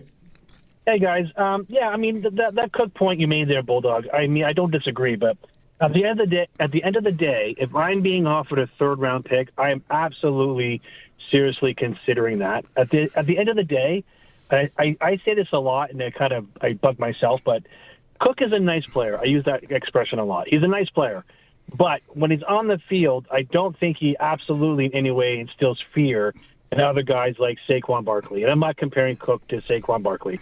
But if I took out James Cook, as we did in the last drive of the Chiefs game when your season's on the line, and sometimes I see Ty Johnson on there, and I'm like, oh, is there really a big difference here? And Cook made some leaps in his game. I totally agree. But I think the way this team is structured and the running backs that we have in the draft and how we can get that cost control, which I think is going to be huge given the contracts that they're signing, I'm all for it. And if it happens that way, I wish James and his brother the best of luck. Bye, guys. Bye. Thanks, Jay. Maybe just, I don't think it needs to be said, but not all third-round picks are the same. It's not the seventh round where like they're all the same pretty much. You look at the draft value chart, pick 226, which is like the 10th pick of the last round, is worth 1.2 points. 30 picks later, the very end of the draft is worth 1. Like it's almost every pick is the same, and obviously in the first round it's far from that. The third is still, early third is by the chart like triple the last pick of the third round. So that's a difference. Mm-hmm. I wonder if there's a back that the Bills would, like a certain back they'd be hot for. That they might view as a potential Cook replacement already. Yeah. Like, Evan brought up the possibility of picking one at pick 30. That could be one of the Ohio State guys. That could be Caleb Johnson. Maybe R.J. Harvey, but probably not a first-round pick. Could be Hampton if he doesn't go earlier. I wonder if there is somebody. I like how Evan said they do have a lot of picks. Yeah. To the idea that if you didn't pick corner or D tackle in the first round, well, they do have a lot of picks. Right. You could use another one on that. That point, not that he needs me to clarify this for him, but the attraction of the odds is also a part of him talking about them. Right. It's not just like I think they're going to do this. It's they could do this, and like that. The way I sound saying that is reflected in the odds. Yes. Like it's if you hit on that, you're going to get paid off. But I think it's a long shot, which is what makes it an attractive bet. Those are the kind of bets I like to make too. Not that I can bet on the draft. Oh yeah, without going to Erie. You have to go to Pennsylvania. I just go to the line.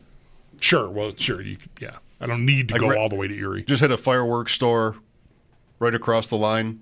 I've been meaning to do this. I guess I probably should do it. Can't be tomorrow. Just to make that morning trek to Pennsylvania. That's the closest Pennsylvania, right?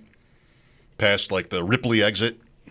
I believe that is correct. That could be easier to get to. No, I don't think if you go through the middle of the state that you're getting there faster. No. Or like through the Alleghenies even. Right. That's kind of what I meant. Yeah. 219. Yeah. No, I don't think that gets you there faster. I'd go that way because my app would tell me it's like 3 minutes shorter, and then I would get there and I'd have no service because I'm in the Allegheny Mountains. Yeah.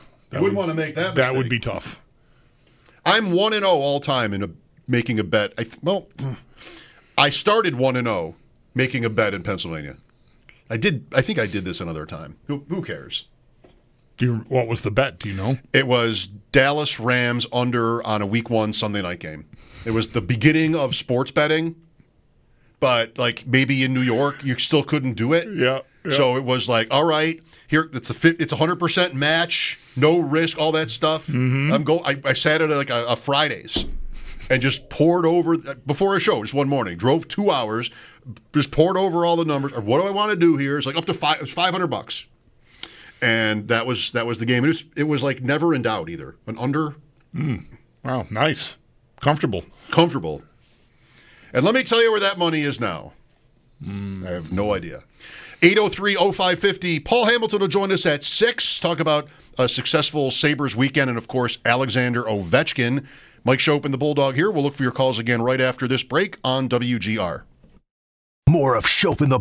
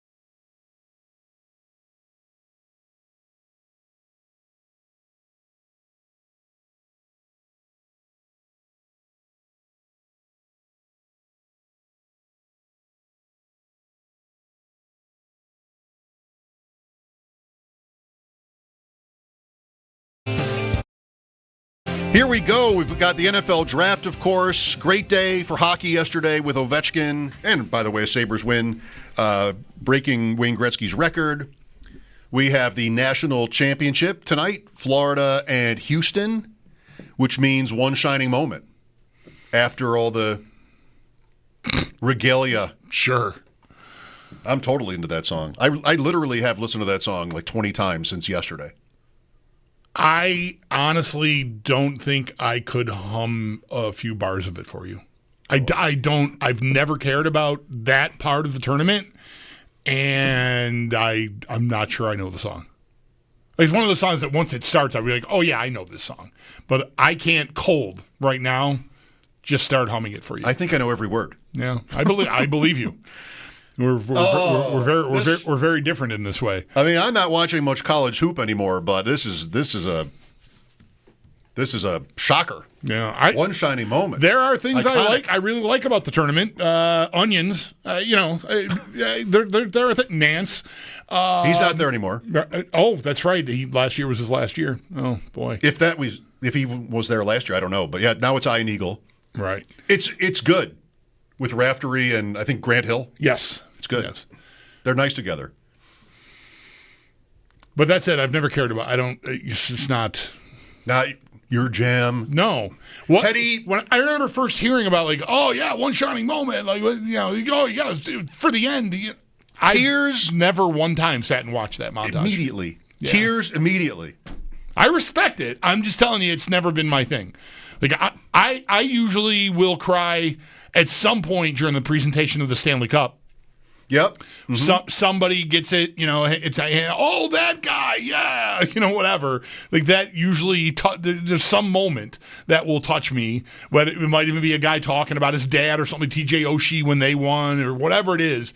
Like that, I gotta see I get mad if they leave the air too early. Like on the big channel, we're moving over to here. Like, no, keep going. I'm here for this. The basketball. All right. Well, for you out there that are outraged by this, I'll just continue to say that it's got to be Teddy Pendergrass for me. So there are a half a dozen or so different versions over the years, including Luther Vandross, but easily Pendergrass. The late Teddy Pendergrass. That's the one you want. I don't know which ones they use lately or what it'll be tonight, but hopefully it's that one. There's, I believe, a new auto-tuned version of it by Pink that is probably true. Making the rounds. No way that's true. Did you? I kind of like Pink. I love Pink. I don't mean to be. Pink did not need to be catching a stray here. No, I apologize. I would love it if this were true. But I apologize to don't Pink think it is. And her backers. Pendergrass. I mean, do you remember his career? I remember him being one of those dudes who I would see on the music award shows, pretty regularly in a wheelchair. Yes. He was paralyzed from the chest down in the early 80s, but he died in 2010. His career lasted many years after that. This recording, I don't know, wasn't earlier than 1982, but kind of a great career, huge hit, huge star. Mm-hmm. Than that, and I don't know. It's one. I wasn't like a fan or anything, but makes me think about his career when tonight comes. Sure. So. Hopefully we get to hear him. That's just me saying that. Hopefully you all get to hear him. Yeah. I won't be around. Can guarantee you. We got it. Yes. You've been heard on this. 803-0550, the draft, Ovechkin. We'll talk about both some more as we continue. Would love to hear from you. Do you have a player you want? Asking all the time. We still have James Cook. Here we go. I mean, we ended up back in that conversation today. Mike Schopp and the Bulldog here, WGR. Caller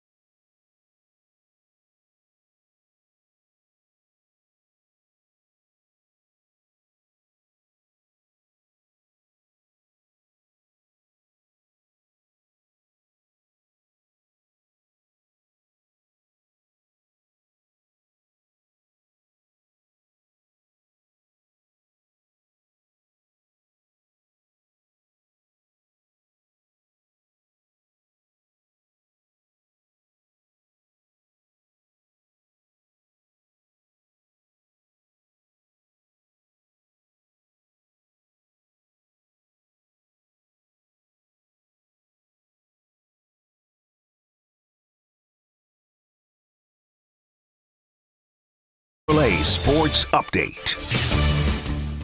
The Buffalo Sabres went 2-0 over the weekend. They've kept their playoff hopes alive just barely, though, as just a regulation loss or a Montreal win over the final 6 games will see the Sabres miss the playoffs yet again. And it starts tomorrow, this run towards the end of the season. The Sabres host Carolina at 7. And at the same time of that, Montreal will have Detroit in town. We'll get more on that, and also Alexander Ovechkin passing Wayne Gretzky when Paul Hamilton joins the show in just about an hour at 6 o'clock. Tonight, though, just 5 games across the league. The Rangers host the Lightning at 7. 7:30 sees the Jets host the Blues. Then 3 games at 10:30. The Kraken are in LA versus the Kings. Sharks host the Flames, and then the Oilers. They're in Anaheim to take on the Ducks.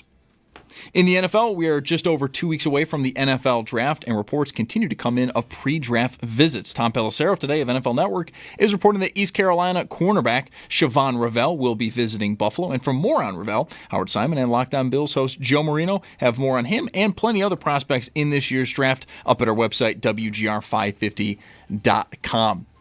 The Blue Jays are keeping first baseman Vladimir Guerrero Jr. as he signs a 14-year, $500 million extension. The 26-year-old is a 4-time All-Star and did lead the AL in home runs back in 2021 with 48. The Jays will be in action on the road tonight versus the Red Sox at 6:45. Following that, it'll be the Mets hosting the Marlins just after 7. And then currently going on right now, the Yankees are down 5-1 to the Detroit Tigers in the 7th. And then the college basketball season is going to wrap up tonight. Florida squares off against Houston in San Antonio. Florida searching for their 3rd national title, their first since 2007, while Houston still looking for their first title. This will be their first national title game since 1984. Tip-off set for 8:50. You can listen to this game right here on WGR with coverage beginning at 7. And coverage of the NCAA Championship Tournament on WGR and the Bet 1520 is brought to you by Window Nation. For all your window needs, visit windownation.com. That's your Paddock Chevrolet Sports Update. Paddock Chevrolet celebrating 90 years of being your hometown dealership. I'm Zach Jones for WGR Sports Radio 550.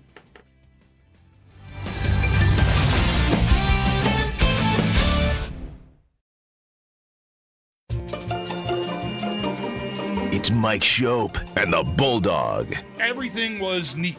All the chairs were tucked in. It was fine. I didn't have to move anything, and I just walked through and came back. And then just now, I got up and walked around, did the same loop, and there were like 10 chairs as askew in there as I've ever seen. I don't understand. Like, what happened to those chairs? It's Mike Schopp I don't know. What would make the most sense? and the Bulldog. I am shook by this. Honest to God, I do not understand what just happened. It's Mike Schopp and the Bulldog. Did you go down there during a break and move the chairs? I've been doing it every day. It was me all along. On WGR Sports Radio 550.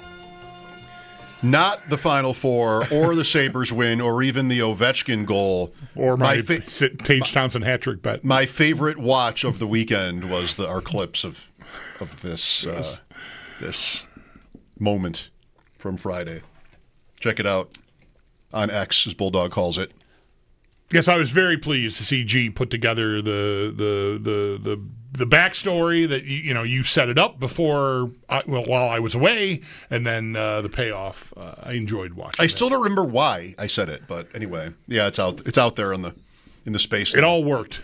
Where's my cut? So wasn't the point that, like, I told you what happened, so you didn't have to be distracted all weekend by not knowing what the mystery chairs, are there ghosts in the conference room? Did everybody come in, like, trying to figure out what actually did happen there? So, instead you had resolution, you had closure, you knew the whole thing, so that you were able to think, sort of normally and make a winning bet. Oh, sure. You. Nice try. Yeah. No. I would have forgotten about the chairs the second I walked out of the building on Friday. Okay. I'm. It's not quite severance, but like I would not have. I would have thought about it again today, but I don't think I would have been sitting home like, well, what was with those chairs? I would have. That's for Monday. So Ovechkin, the big story. How we talked about him at the beginning or near the beginning. And just, I brought up, I think it's interesting how popular he has become. And I didn't say earlier that it wasn't always the case. For much of his career, I think everybody, his talent was undeniable, but remember that one playoff game against the Rangers, and there was a back check he doesn't bother with? The controller was unplugged, and he just sort of floats through the screenshot. Yeah. Yes. Yeah, no, he did not have the cleanest reputation in that way, and a lot of it was stereotype. The Russian doesn't care as much about winning the Stanley Cup. Like that, that goes back to, when Russians first started coming and playing in the NHL, or Europeans at all. Swedish players, same thing. I think we've, to an extent, gotten way past that. But when you're talking about, is a guy one of the best ever, 5 years into his career, that sort of thing rears its head. Like, hockey can still be very backward in that way. And a lot of stuff, some people that maybe even felt that way weren't even aware of what a tired, old, hackneyed cliche it was. Would just assume, like, watch him on that Ranger play. It's like, this guy's not dying to do this at all. What am I even doing here? But I think a lot of that went away in 2018 when they won. I was rooting for him to get one. I really wanted him to get one. There was a time where I thought he was the better player than Crosby. I since have found myself on that. I think there's no question Ovechkin's the greatest goal scorer we've ever seen. I think that has to be, not even just recently that become, that has to be the case. Yeah, I think, there can be a comprehension issue with people. Like, anything trumpeting best ever, it's like, oh yeah, but what about all the assists? Like, I'm not telling you he's better than Gretzky. He's the best. He's a better goal scorer than Gretzky. To score one more goal as of now than the greatest player that's ever lived in this era compared to when Wayne Gretzky played, it's insurmountably more difficult to score goals in this era than it was when Gretzky played. So I don't think there's any argument he's the best goal scorer ever. But I think that's it, though. Yeah, there's a hand. I absolutely agree. He's not the best player ever. No, that's never really been the discussion with Ovechkin. Best player. What Crosby, I'm not telling you something you don't know, but what Crosby has, like, it's just like he's sort of the perfect overall player and leader and all that stuff. And some of that's just probably mythologized, how that goes, where they've won, and so it fits, and you can mostly believe it. And Ovechkin really, he's like a specialist. Right. That kind of sounds like it's putting him down.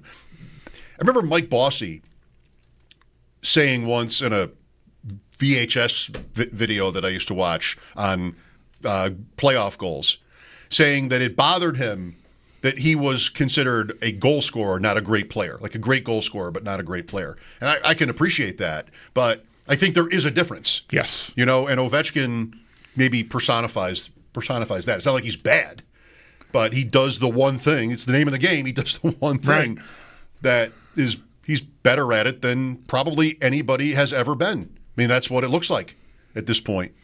But it has looked like that for years, like I said before. But I do think if they had not won, when they did, and hadn't won, since then, right? If he doesn't have the ring, doesn't have the banner, doesn't have the cup, there, I think, is a lot more pushback on just how great he is. But you get one that you're not going to match Crosby, you're not going to match Gretzky. It's too late in your career, but you do at least have the one. You were the captain and the best player on a team that won the cup. That washes away a lot of the junk that was sticking to him prior to that. If that hadn't happened at all, there, I think, would still be more reluctance from a lot of people within hockey, and I don't even know, maybe even myself. Like I think him winning, I wanted that validation for him, and for these conversations to help elevate his greatness. Because I think in that sport, and really any sport, to be one of the best ever, and you don't have any trophies, that is very, very tough. It's a bad look. So. I think that helped a lot with his popularity, because I think the holdouts might have been clinging to that, right? You certainly watch him play, see the goals, see the physicality, especially earlier in his career, and appreciate the package of player that he was. But he's just not one of the best because of this. Well, what if I take that away from you? Tell me again, he's not one of the best. He's got to be. So, no, he doesn't transcend the guys, that are above him as all-around players, but he's the best goal scorer I've ever seen. I think that, it used to be, like you're saying, the debate about athletes that haven't won championships. Like has that changed? I mean, it's maybe not all the way changed. I'm not sure it should just go away permanently as like never being relevant. It's debatable. It's a good sports debate. I think, like LeBron needed it. I mean, he was the best player in the NBA, but the point about playoff failures just dogged him. And until they won that one against Golden State, that was kind of just sitting there all the time with LeBron James. Ovechkin. I think maybe baseball is different. Like Mike Trout. Does anybody blame Mike Trout for not winning a World Series with the Angels all those years where he was the best player in the game? Not really. How could you? Right? Was there some character flaw? No. I mean, it sounds kind of silly. I wonder, with football, though, this is obviously a thing. But the lack of team success does ding him. Like, I don't think of Trout hardly ever. Well, but it's not. It doesn't say anything about his. No, that's right. Excellence. I agree, but I never think of like I got to go see him play. I got to watch the best player in the sport, or close to it. He was that for a while. I think he's been passed now, but still. Yeah, it's a different point. Yeah, yes. Whether you think of him or not. Football, though, I mean, quarterbacks. It's only quarterbacks, right?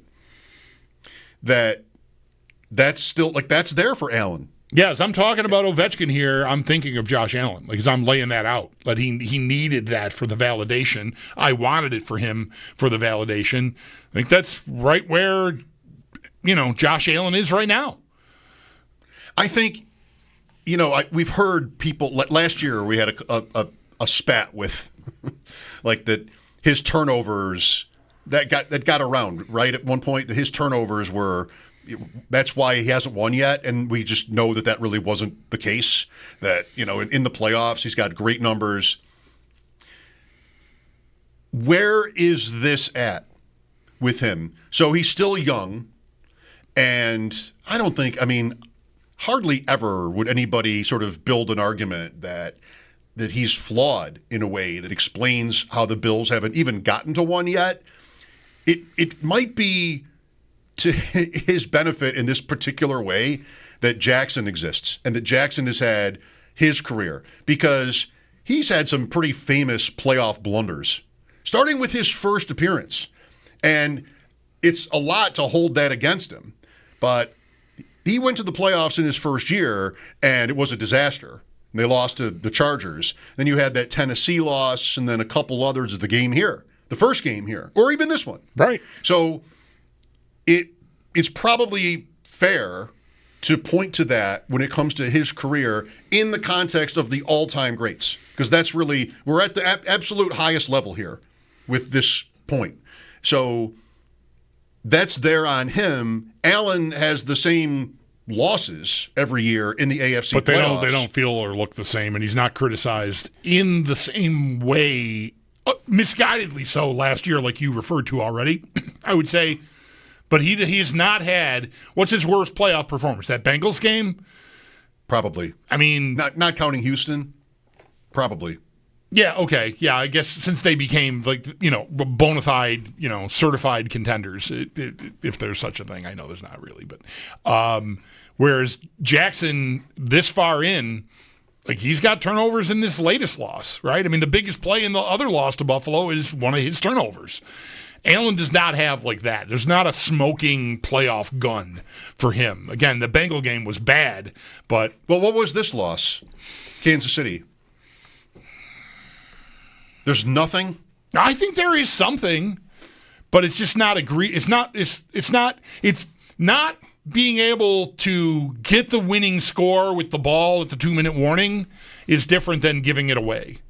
Right, which is what Jackson has done. He's turned it over and cost his team. In the end, this last loss to the Bills was a turnover that was not necessarily not really his fault at all. It was more the recipient of the pass, Andrews. But anyway, the drop. Right, but Allen does not have an egregious there's misses. I mean, the last 2 years, I've been fond of saying I think it's fair to point out, and I think when you start talking like we're talking now about what's the potential legacy, like how badly does he need one, the opportunity with the ball and a chance to win the game around 2 minutes left, 2 years in a row against your arch nemesis, that shouldn't just be passed over. But that's like as sticky as it gets on Allen, I think. You know, as critical as I think you can get is, well, you'd like your chances there, right? Like, he's so good. I've got the ball. Touchdown wins the game, or at least gives me the lead. You know, we'll see what happens afterward. And he hasn't come through either time. So that's some level of a criticism. It's certainly not massive. And I think it's, fair enough, I guess. At some point, it's not going to matter what happened in each one of these individual games. It's not going to matter. You have two people in a room talking about this, and one guy saying, no, but he didn't turn the ball over. No, but this. Oh, AJ Klein. Oh, Sean McDermott. Oh, we actually had the first down on the sneak. Kincaid. Right. The other guy is rolling his eyes after some number of these losses. That's right. And none of this is to what's exactly fair, but it's really about what gets said. And I think how the general fans remember you. And maybe the cup for Ovechkin was really important in this. I mean, can you imagine if they hadn't won that year? Against Vegas, by the way, that happened. And that was their first year in the league. Mm-hmm. Thank goodness they won. But if he didn't have it, would it feel right to sort of knock him during this record chase? That's the question. I mean, it's hard. You can't really know. I think also the fact, I said this before too, when guys like this get older, especially like you said, his level of play has kept up at 39, which is amazing. He's got 42 goals this year. He wasn't supposed to be able to do it this year, but he did with games to spare. And he missed 3 weeks or more with a broken leg. Wow. Right, I mean that's there for you too. I mean that's a part of his story is because the year started and he was going great, and they're like, oh well, that's probably the end of that then. Right, I forgot about that. Whatever time frame there was for recovery, it's like, yeah, but he probably won't be the same when he comes back. I mean, geez, he's 39, but he just came back. It just kept scoring. I mean, I think it matters a lot, and I think the criticism that I'm making of Allen, that I have made of Allen last 2 years, ball in your hands, 2-minute warning, touchdown gets you the lead, if not wins the game for you. I think every year, regardless of what part he plays in it, the longer he goes without winning one, I think the more those start to stand out. Like, I would predict if we are sitting in these chairs 2 or 3 years from now and they still haven't won, and I think we hear a lot more about the opportunities, even though it'll be 2 or 3 years further down the line from these, not getting it done moments against the Chiefs the last 2 years in the playoffs. I think they grow in magnitude. And I think 13 seconds will too. If, again, we get, down the road that far and it still hasn't happened for whatever reason, the best chances you had will grow in significance if you don't get it. And in that way, that's why as the wait continues for a great player, a player that everyone who objectively follows the sport looks at as that's one of the best players in the league right now, maybe one of the best players I've ever seen, period. But if you don't win, stuff like that starts to get it just starts to grow. I think in the minds of the people that are, again, I don't think it's axes to grind. It's just in general, that's how we are as sports fans. You haven't gotten it done yet. Man, remember when he had that chance? And what about that chance? Yeah, the question is about, what blame would he deserve for it? And I think, like you're saying, too, again, as the years go by, nobody really wants to parse it. It's just sort of a bottom line. These MVP, all these wins, no championships. So, quarterback is obviously way up there on the list of positions that gets talked about in this way. Maybe NBA star is number one. The greatest players in the NBA are supposed to win. That's what Jordan was his first few years when the Bulls couldn't crack Detroit.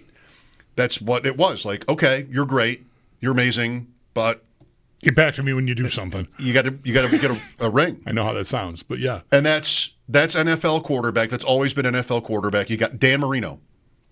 Dan Marino, I would say, to anybody then or like people considering his career, he might have been the best ever, but you almost can't say it without qualifying, without pointing out. I know he didn't win one. Right. I still a lot of the stats point to Marino. He was like ahead of his time. Didn't win, and that just is like the first thing out of your mouth when it comes to him. So it really largely disqualifies him for being in the running for the best ever quarterback. It kind of does. You're, even if you believe it, you're going to lose the argument. Probably. And the Bills were, of course, right in his way all those years, which was very, very satisfying. Hockey player, then baseball player. Hockey player, there's too much luck in hockey for it to. The guy's played 20 years, Ovechkin, and he does have one. But I think hockey, there's just goalies, and it's kind of too random. And then, Pittsburgh has won 4, right? Crosby has won 4. So that's not all random. But I think a great hockey player can go all the way without a championship. And it's not going to look as hard on them as, it would in the other sports. And baseball, I just can't see caring about it at all. Like, think about Ohtani. Would anybody have even thought to mention, let alone, Trout before, but let alone Ohtani? Would anybody have even thought to, like, sort of, what's the problem? Now he did win, so that's over with anyway. He did win with the Dodgers. That's interesting to cross the streams here. It was a great goal. It was a great moment. I was like, it was not something that I would say surprised me. I didn't expect different, but the fact that the Islanders crowd just jumped to its feet, we would have done the same thing, right? We would have been absolutely cheering it like it was a Sabres goal, or better, probably better. It was really cool. I couldn't watch it because I don't have these 17 subscription services I have. Don't have the right one. Yeah. What do I want to do going forward with sports and TV? Like, do I just want to MLB.TV? Do I just want to do that? If I'm not, what percentage of my TV watching would have to be non-sports for me to justify having like a Fubo or having one of these where, I'm going to watch I never watch a movie. I watch a cooking show once in a while, which, by the way, you can also subscribe to that, right? Like what the news, what percent of my watching should be non-sports for me to be able to justify buying like a monthly 300 channels? I don't think I want to be doing that anymore. Yeah, no. But something feels wrong about just paying the leagues. Yeah. What's the difference, maybe? Yeah, kind of. That's probably where I'd end up. Because, I often think, and, this comes up every now and then. There was supposed to be some, maybe there even is, I don't know, like some MSG app that but the thing about a lot of that stuff, in my experience to now anyway, has been, like, you got to have some subscription to make it work anyways. So you can't get away with not having one of the big ones, right? Like whether that's YouTube TV. Is that right? I think that's how it's, I've experienced it mostly, but I might not know maybe I've been doing it wrong, is all I would say.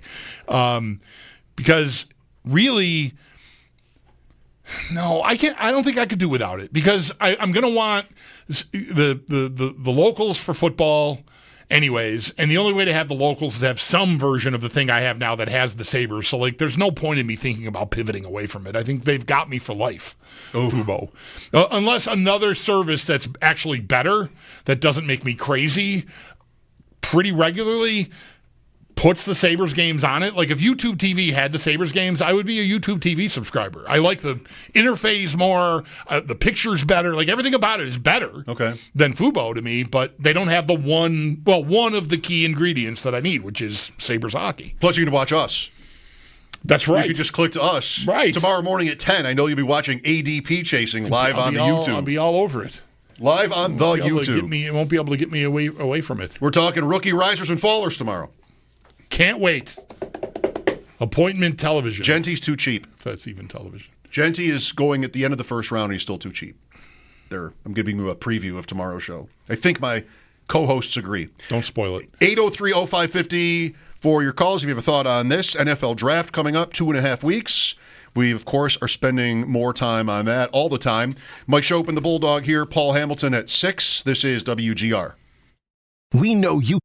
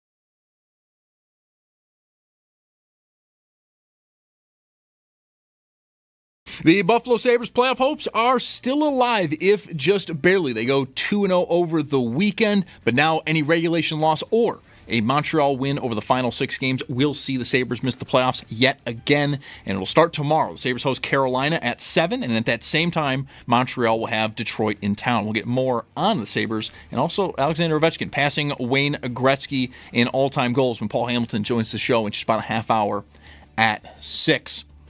We are just over 2 weeks away from the NFL draft. Reports of pre-draft visits continue to come in today. Tom Pelissero of NFL Network is reporting East Carolina cornerback Siobhan Ravel will be visiting Buffalo. And for more on Ravel and plenty of other prospects, Howard Simon and Locked On Bills host Joe Marino have plenty of articles up at our website, WGR550.com. In baseball, the Blue Jays, they ink first baseman Vladimir Guerrero Jr. to a 14-year, $500 million extension. The 26-year-old is a 4-time All-Star. He led the AL in home runs back in 2021 with 48. And the Jays, they're going to be in action on the road versus the Red Sox at 6:45. And then the college basketball season is going to come to an end tonight. Florida squares off against Houston in San Antonio. Florida searching for their 3rd national title, first since 2007, while Houston is looking for their first ever title, and this is their first national title game since 1984. Tip-off set for 8:50. You can listen to tonight's game right here on WGR with coverage beginning at 7, and our coverage of the NCAA Championship Tournament on WGR and our sister station, the Bet 1520, is brought to you by Window Nation. For all your window needs, visit windownation.com. It's Paddock Chevrolet Sports Headlines. Paddock Chevrolet celebrating 90 years of being your hometown dealership. I'm Zach Jones for WGR Sports Radio 550.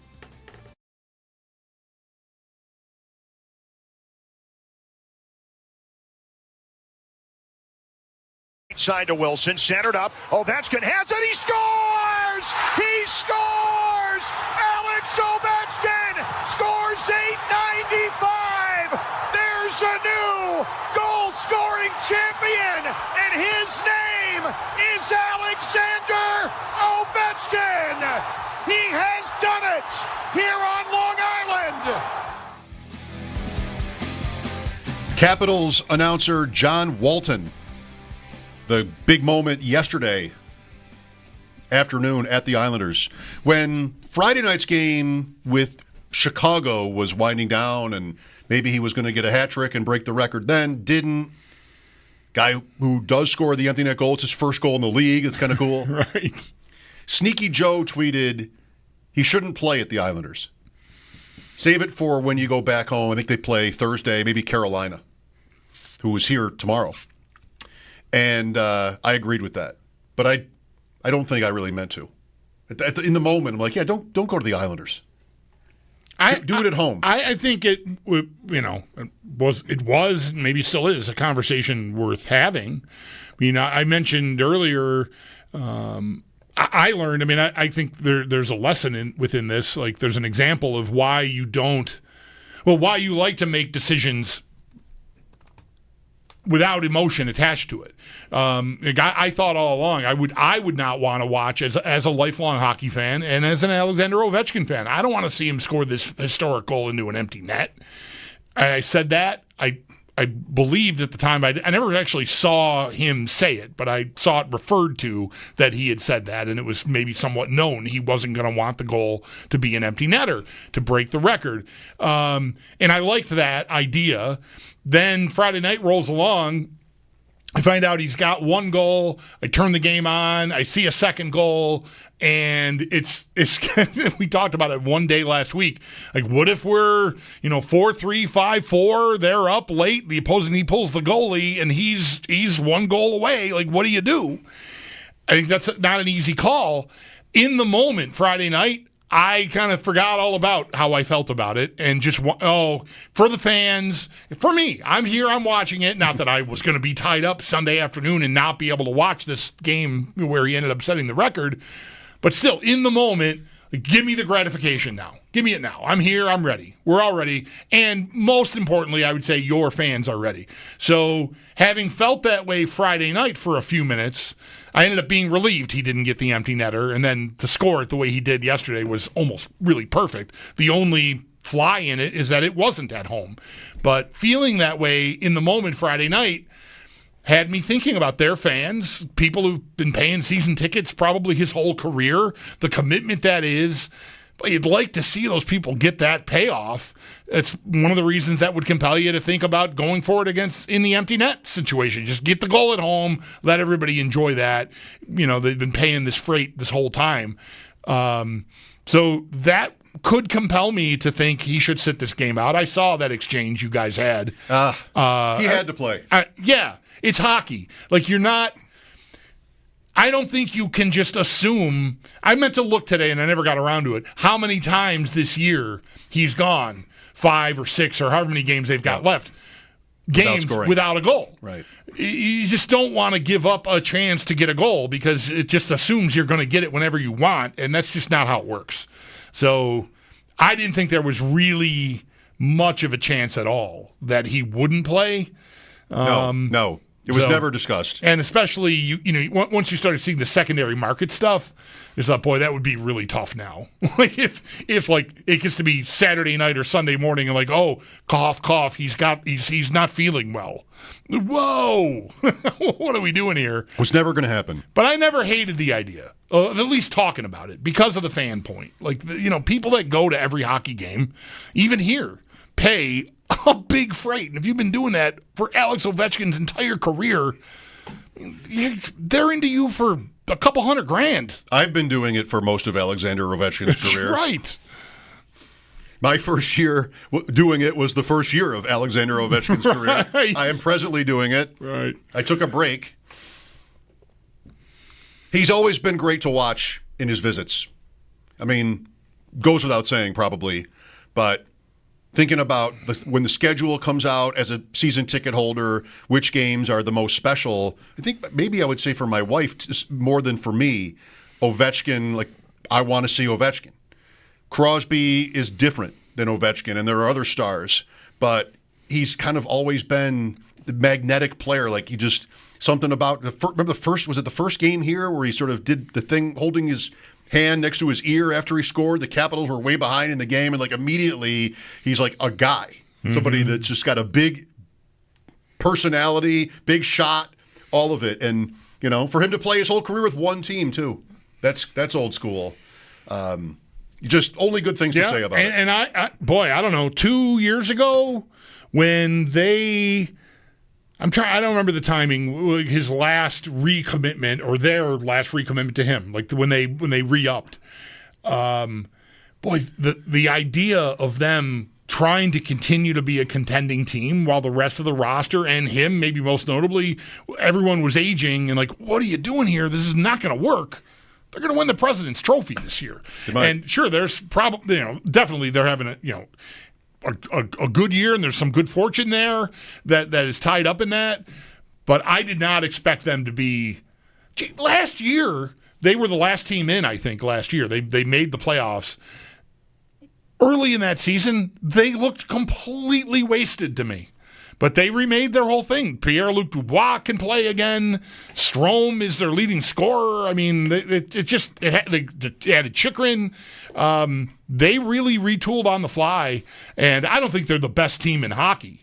But neither do I just... And they might be a juicy bet to get knocked out if they play Montreal, say, which is what it looks like right now. But... to me, neither they're not entirely fluky. Like they're at least a certain level of good, and I did not even think they would pull that off. In other places in hockey, this does seem to sometimes happen. They went out in the first round in a 4-game sweep last year to the Rangers. Ricky is next. Hi, Ricky. How you guys doing? Thank you for taking my call. Sure, you guys. Thank you. I got a 3-year-old watching the Ovechkin score that goal. It was emotional. Fair enough. I love the guy. Never played for my Sabres, but watching him play, hitting back in the day, because he actually used to hit back in the day. He's only 532 hits away from the NHL record. Watching with my kid was something beautiful, and my wife. She's a Leaf fan. We're Sabres fans, but it was beautiful. Watching him score that goal, it was emotional, because I've watched him grow up in his career, and he deserves everything he's done. So Yep, He deserves everything he's done. And as a fan of a sport, he's not on my team, but somebody I loved watching play. Hitting, scoring. He was an all-around player. Reminded me of the old days. Well, when I grew up anyways. But thanks for taking my call. Sure thing, Ricky. I feel a lot of that. I mean, I didn't find myself, I often do, watching sports in important big moments, get emotional. But I didn't. Owen and I were watching that, and I loved it. I certainly felt some feelings, but it never elevated to that level. But everything you said about his career, I've loved him since the day he set foot in the league, watching him play. Has been fantastic. And I echo what you said about how he played earlier in his career. Like he was not, as much as he now has become, and we even talked a little bit about this, like he's the scorer. That's really it. He's the greatest goal scorer in NHL history by stats and I think by eyeballs. That's how I feel about it. But he was more than that in the front half of his career. Like he's every bit of 6'2" or 6'3", 220. Like he used his body in a way that players with that level of skill, like I think there are probably games or shifts you could watch of him earlier in his career. You think that guy's not destined to become the all-time leading NHL scorer. His career won't last long enough for him to become the all-time goal-scoring leader because he's thrown himself around, and you're gonna wear out. But he made it. He's as good now, as productive now, as he was in his prime, which is kind of incredible. Sometimes these record-breaking efforts take guys into just, we all know why we're here. And I thought that's where we were heading with him. I thought he might put together 3 20-goal seasons in a row to get there. And instead, it's a year where he missed weeks of the season with a broken leg. He just barreled right through it. Josh Allen, the Alexander Ovechkin of the NFL. Great. And also, physical specimen. I didn't get emotional, maybe because I wasn't watching the game, given that I don't have the channel it was on. But I did get emotional watching Chris Bubich yesterday for the Royals. Just shut down the Orioles. I loved it. Just picked him up off waivers. 6 innings. I mean, just nothing. They couldn't touch the guy. This is very complicated. I was moved. Yeah. I was so happy for him and for myself making that move. It was a proud moment. I think we all appreciate you being willing to share that with us. Chris is K-R-I-S, by the way. Chris Bubich. Different than your Chris. Stupid. That was emotional. I get that goal, moving people. Jeremy said the same thing for himself, that he was moved by it. Paul Hamilton, we'll ask Paul if he was brought to tears by the Ovechkin goal. Coming up just after 6. I've never been more sure of an answer. I know, right? I'm going to get to I'm pretty sure he wasn't. Yeah. Pretty sure he wasn't. Or the Yankees, who lost yesterday and today in the snow. Wait, this is already over? I didn't even know that this... They lost today. Got the Tigers and Yankees on. I didn't know that it had ended. Yeah, Detroit won. You can tell I'm really snowed paying attention. For some of this game. Mike Schopp and the Bulldog here, 803-0550 to reach us. This is WGR. Got something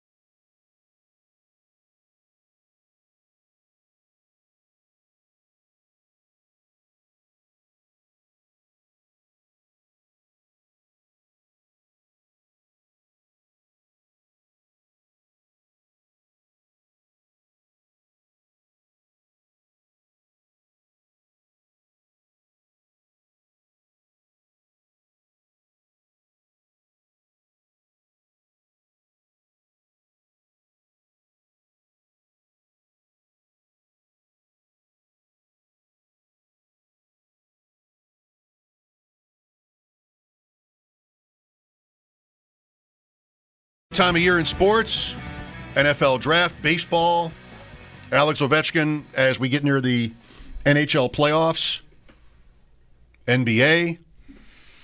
Tonight, the national championship, Florida, Houston, the Masters. Great week for iconic CBS sports theme songs. Really is their time to shine. From one shining moment tonight to the Masters theme later in the week. We'll play our game again. Brian Koziel will join us later in the week to preview the tournament, the Masters. And it'll be Bulldog picking 10 in our regular major championship golf game. Any 10, you win. One of your 10 guys wins it, you win. Otherwise, we win, Brian and I, for those unfamiliar. I like my chances. I'm paying way more attention to golf. Yeah, you are. So I should do great. Yeah, well, we'll see if that correlates. Yeah, Following sports. It really means anything. Does that make you a better? But I am watching. Like, it doesn't even matter what tournament. If it's the PGA anyway, I should say. Although I've watched the LPGA plenty of times since I've gotten reinvigorated with golf. If that's not too strong, and I don't think it is. Like, I'll watch just about anything. I've not yet gotten to like just watching trick shot artists on YouTube or anything. I didn't like the indoor Tiger Woods simulator golf league thing much at all. And I have never watched Live yet. I'm not even sure where to find it on any of my streaming providers. That's not to say that I'm assuming it's not there. I'm assuming it's there somewhere. I just never go and looking for it. But man, you get me the NBC or the CBS telecast on a weekend, I'm sitting with you. Even watching Brian Harmon yesterday, fine. I was a part of it. Did he win? He did end up winning. Yeah. He's supposed to be really slow. Yeah, he's annoying. He's not. But you think about, you play golf too. Think about how hard it would be to play left-handed so well. Yeah. I mean, have you ever tried it? It's impossible. Golf is hard enough without having to go left-handed. Come on. He is a very little guy. I watched enough of it this weekend. Owen and I were watching it together. I think this happened on Saturday. Him standing, even addressing the ball with his driver. The driver looks like it could be as big as him. And then there was one shot of he and his caddy standing side by side, and the caddy, assuming the caddy's not 6'9" or something, which I guess is possible. Sure. Harmon he's a tiny dude. He won a major. Yes, he did. The Open he won. Yes. He won the British Open. A couple of years ago. I still call it that. Yeah.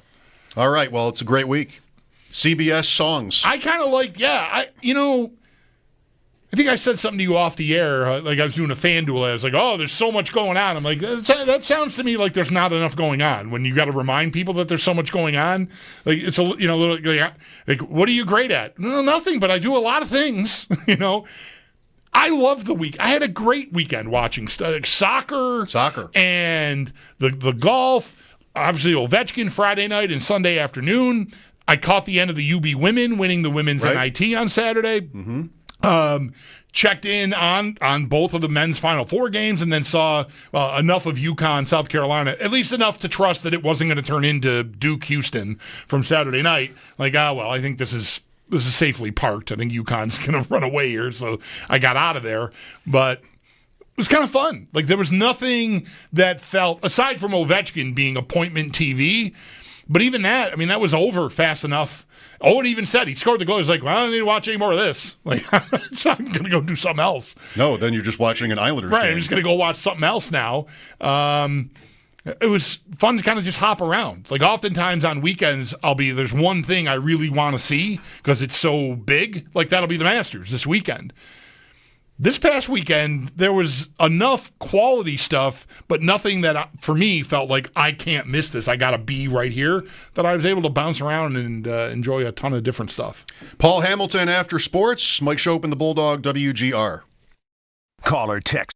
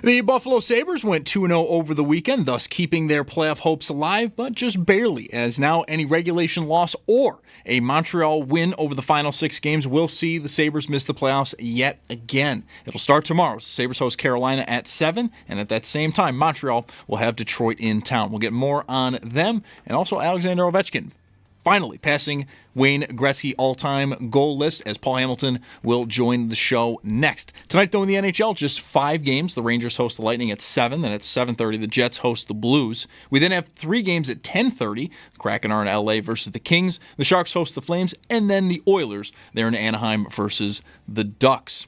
In the NFL, we are just over 2 weeks away from the draft. The reports of pre-draft visits continue to come in today. Tom Pelissero of NFL Network is reporting East Carolina University cornerback Siobhan Ravel will be visiting Buffalo. And for more on Ravel and plenty other prospects in this year's draft, Howard Simon and Locked On Bills host Joe Marino have a number of articles up at our website, WGR550.com. In baseball, the Blue Jays do ink first baseman Vladimir Guerrero Jr. to a 14-year, $500 million extension. The 26-year-old is a 4-time All-Star. He led the AL in home runs in 2021 with 48. There'll be an action on the road versus the Red Sox at 6:45. At 7, the Mets host the Marlins. And then some early baseball today as the Yankees fall to Detroit 6-2. And then coming up in just about an hour, our coverage of the national championship in college basketball as that season comes to an end tonight. Florida squares off against Houston in San Antonio. Florida searching for their 3rd national title, first since 2007, while Houston, they are looking to get their first title all time. This is their first national championship game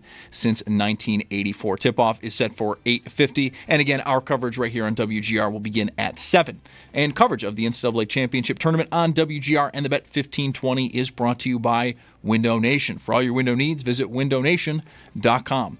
That's your Paddock Chevrolet Sports Update. Paddock Chevrolet celebrating 90 years of being your hometown dealership. I'm Zach Jones for WGR Sports Radio 550.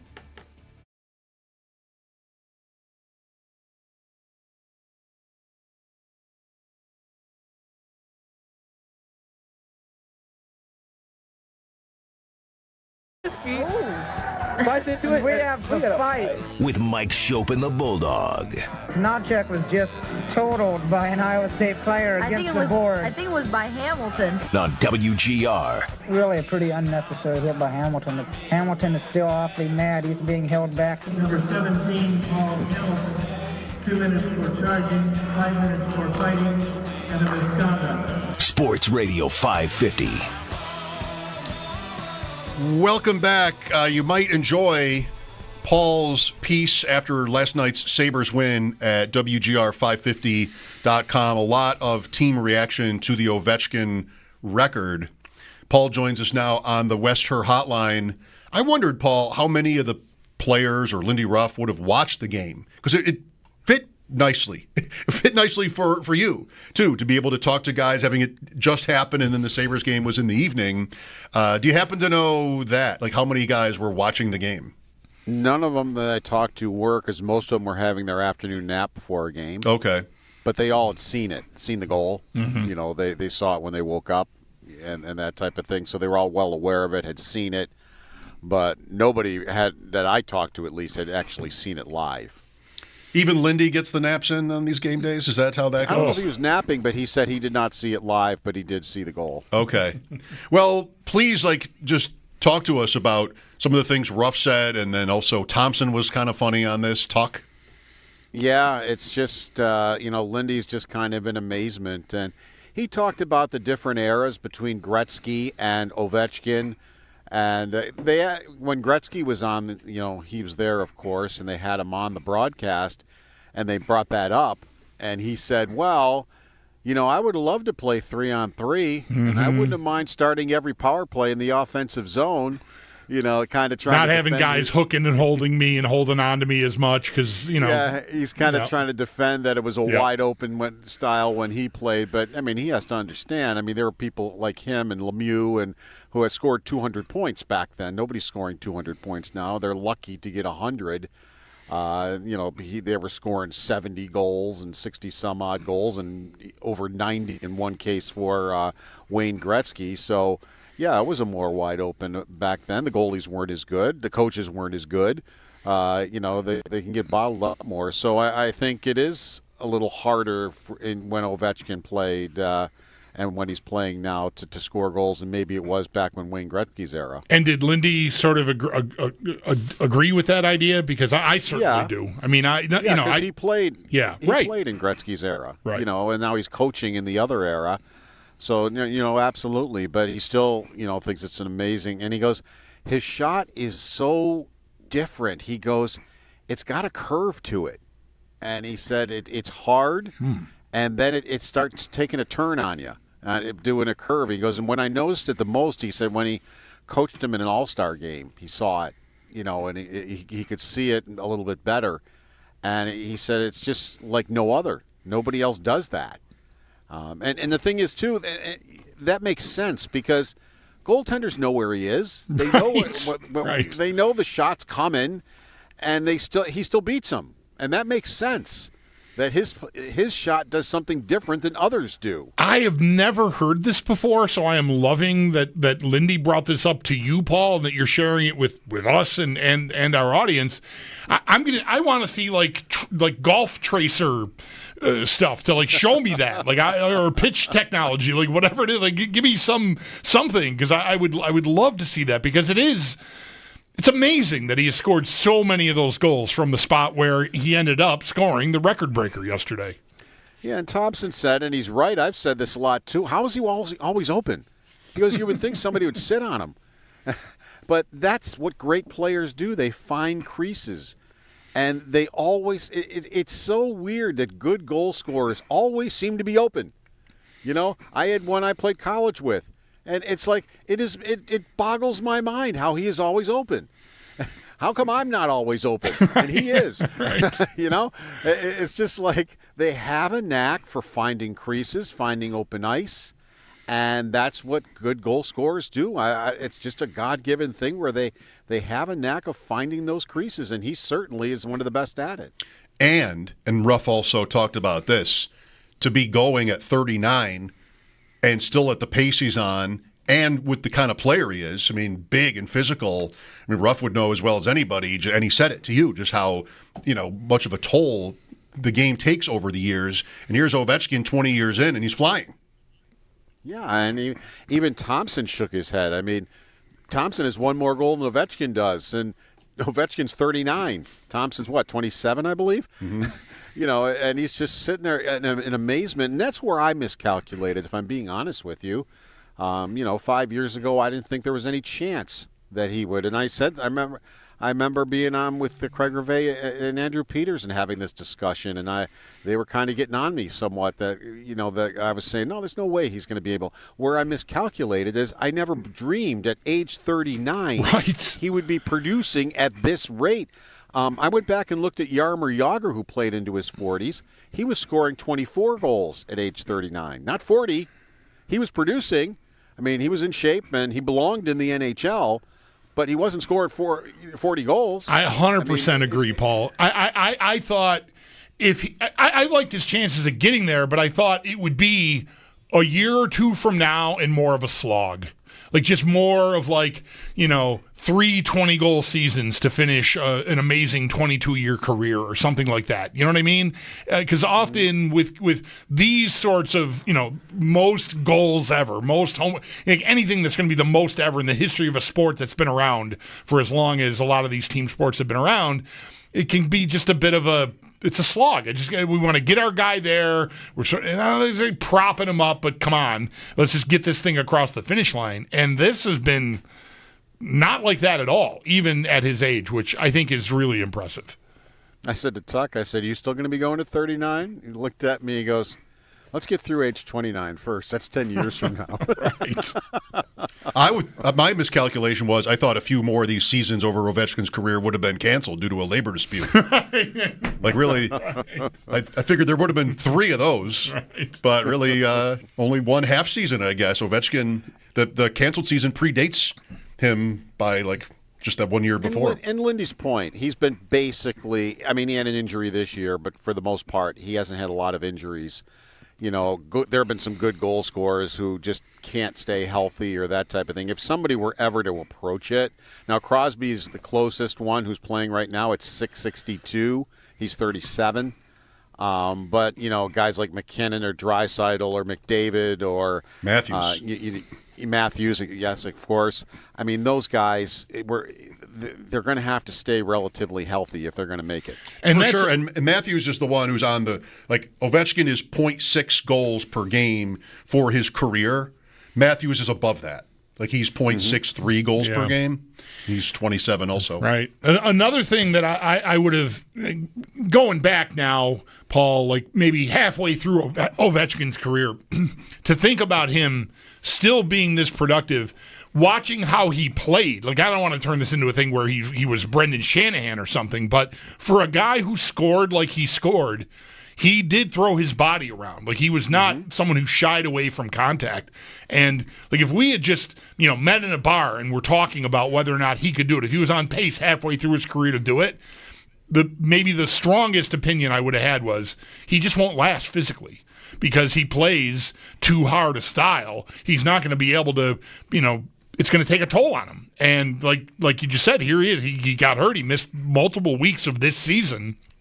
But largely, he's been very, very durable. Russian machine, I guess, right? Yeah, and he would seek out contact. It wasn't like people were going after him. He would seek it out. And you look at his frame. I mean, he's just thick. He's thick from the neck down. Somebody may be mistaken that he's not in shape or whatever. No, that's not it. He's just thick. And it's not fat or anything like that. He's bigger than everybody else. You saw him stand next to that poor goalie in the locker room. You could have fit two of the goalie into him. But it's the thickness of, just the chest and the neck and the arms and the legs. It's just the way he's built. Yeah. I do think there is some fat there, Paul. I mean, everywhere he's going, I saw footage of him walking into what I assume was a reception back in Washington after the team traveled home last night following this game against the Islanders, and his wife walks in the door ahead of him, and some woman comes from the camera shot, with her back to the camera, with 2 beers for Ovechkin as soon as he walks in the door, and he just takes them this is par for the course. Someone knew to bring me 2 bottles. He's not giving one to anybody. He's got them both in one hand, and he is ready to go. This is called getting home from work. Right. You know what though? He was in his bathing suit, in the fountain in Las Vegas after they won the cup. I didn't see any fat there. I mean, he's just a thick guy. Yeah. Okay. Well, he was still in Vegas at the time, so it all happened after that. Right. And that's what that celebration was yesterday, right? That was a throwback to him diving in that fountain, I think. Could have been. That's what I thought. I mean, I don't think he was paying tribute to Max Afinogenov, but, maybe. Although that's not a bad idea. Right. So yes. So the Sabres win again, 12-2 in their last 14 at home. Yeah, you can go to their last 19. They're 15-4. Wow.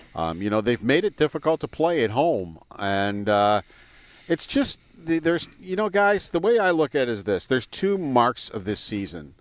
It all went south, I think, when they blew the 4-0 lead to Colorado. They were just starting the winless streak then, and I think they just really never recovered from it until it was too late. And when they recovered from it was when Thompson got decked. And everybody stood around and watched it, and they had a team meeting, and they decided that they need to be better teammates, and they need to be there for each other, whether it's in a scrum, whether it's making mistakes, whether it's in the locker room. And we've seen it. I mean, every scrum since then has had 5 guys in it, and they've played better hockey. It's all of a sudden they've decided, you know what, maybe Lindy Ruff's got a point here. Maybe we should play the way he says we should play, and maybe we could be a pretty good team and win 7 out of 8 games and win 9 out of 11 or 12 games, rather, and, not blow leads. When that Washington game where it was all of a sudden Ovechkin scores, and then they score again, and the place is going wild, and it's 6-5 Buffalo. They would have lost that game 2 months ago 10 out of 10 times. They would have panicked, and that would have been it. But they went out and scored the next goal to make it 7-5 pretty quick, as a matter of fact. And they're answering more now. Yesterday, They were giving the puck away. It was Christmas again. It was a terrible first period. Yeah. And 2 pucks are in their net. Again, right away, Luukkonen, who's played 1 game out of 7, is looking at odd number rushes and Pasternak's in his face, and it's 2-0. Well, they made the adjustments and started playing the way they had been playing recently, and dominated the next 40 minutes and outscored the Bruins 6-1 from there. We didn't see that earlier. Paul, it would have turned into a 7-1 pounding. Yeah. That they would have lost. So those types of things are changing now, but it was too late. They changed it around in the beginning of March, and it was too late. They were too far out. Paul, how much, if at all, has Thompson said about how the way he's playing now? Obviously, a hat trick yesterday speaks for itself. But I feel like, maybe a way for me to say this is I feel like he's trying to take guys off the dribble more than he has for most of the year within the last few weeks here. And that was an element of his game when he first was breaking through, I guess it's 3 seasons ago now, when he first moved to center, and we talked with Don Granato at the time about that decision and all that. Him just highlight reel, deking guys, taking defenders 1-on-1 or even 1-on-3 and getting to the goalie and making the move. I felt I equate that to a guard at the top of the key, and he's like, all right, it's me. I'm going to clear it out here. I feel like that's been really hit and miss, more miss than hit with Thompson almost since that year. But, boy, in the last month or so, I feel like I'm seeing it almost every game. It's not always resulting in a highlight reel goal, but I just see him more willing to, try to break a guy down. Is there, other than your observation, which could be like mine, which is just maybe he's just healthier than he's been in a while, has he talked about that element of his game being back? I think you hit it right on the head. He's healthier. He's stayed relatively healthy this year. He just sat out a brief injury earlier in the year. I don't think it lingered all that long. Last year or the year before, his injury lingered almost the whole year, and it was a hand injury. And he's playing with it, and he really can't shoot the way he wants to. But now you see him come at what you're talking about, coming with speed through the neutral zone. Now it's like, this 6'7" guy is at full tilt. We might start backing off here, and then they start backing off him, and that gives him the room to make plays, which he's been making, where he scored 9 goals in the last 7 games. And I told Brian yesterday before the game, I said it after the 47-goal year, and really the last 2 years have not deterred me in this. I think he's going to be a 50-goal scorer in this league. I really do. I don't know if it's this year. I don't know when. I just think he's going to do it. I think he's that talented to be able to do it, but it's going to have to be a year similar to this year where the injuries are at a minimum and he can get into most of the games and play most of the games at the level that he wants to play them in. All right, Paul, any questions for us? No, I'm all out of questions. You're fresh out. Yankees lost in the snow today. Was it the snow? I didn't even know they played in the afternoon. I was looking forward to going back and forth between the Yankee game and the basketball game, thinking it was tonight, and then I found out on sports just a few minutes ago that it's already been played. Yes, well, now if that guy doing sports didn't tell me the score, I could have watched the replay of the game, and I wouldn't have known. But how grateful, of course, you are now that you don't have to suffer through that. And I did the same thing. I just told you, but it snowed for a little bit of that game, not for long. Detroit. What was beautiful being in Philadelphia? I didn't go to Washington until the next day. I took an early train. It was 85 degrees and just sitting outside eating dinner. It was like, finally, we're done. And then I come home. It's like, well, no, we're not quite done yet. Yeah. But I thought we were done. That was really nice to be out in 85 degrees and enjoying dinner and everybody outside and everybody happy. And it was kind of cool. It's coming, folks. We're going to get it soon, but it was a nice preview to what's coming very soon. I don't feel this point at all, having just been to Puerto Rico for 10 days. Tomorrow we will definitely not have been done. We will talk to you on the pregame show, and hopefully you're not terrible out. Thanks for today. Take care, guys. All right, it's our dude Paul Hamilton on the Western Hotline. His appearances are brought to you by Equitable Advisors. Planning for your future is about more than just money. Let Equitable be your guide, and by Relax Honda. Relax, we got this. I went ahead and decided not to tell Paul that the Yankees are playing in the afternoon tomorrow and Wednesday as well in Detroit. Maybe he can just find out or just watch at night and see maybe if he thinks it's live. He's not going to be able to watch tomorrow afternoon. He'll be taking his pregame nap. Yes, that's right. Tonight, you want something to watch in addition to or even in lieu of the national championship? It's the Battle of the Sexes tonight. What's this now? Curling. So it's the last slam of the year in Toronto. And I'll be up there this weekend for it. And tonight, the world champion. Par 3 tournament. Tonight's the par 3 tournament. That's funny. Yeah, they pack the place and they each throw like 2 shots. I made my contribution to the segment. It happens to be the matchup was prearranged. Rachel Holman, Bruce Mowat, but it happens to be the world champion women's team and the world champion men's team at the old Maple Leaf Gardens in Toronto. That worked out nicely for everyone. It did. Mowat won in Moose Jaw yesterday over Switzerland after beating Canada in the semis. What a great game that looked like. Just 2 top teams. Scotland, so I think it works like this. I mean, to get to the Worlds, in a lot of countries, common sense, you have to win your national championship. That's how Canada does it. I appreciate that approach. Jacobs won the Brier, so he gets the Worlds. Scotland has a team that has won its national championship, I think the last 2 years, but they don't automatically put you through. They have a board that decides. Mm-hmm. And both times they picked the team they beat to go to the Worlds. I'm going to need to see these two. I'm going to need to see these 2 teams' KenPom ratings based on like world rankings.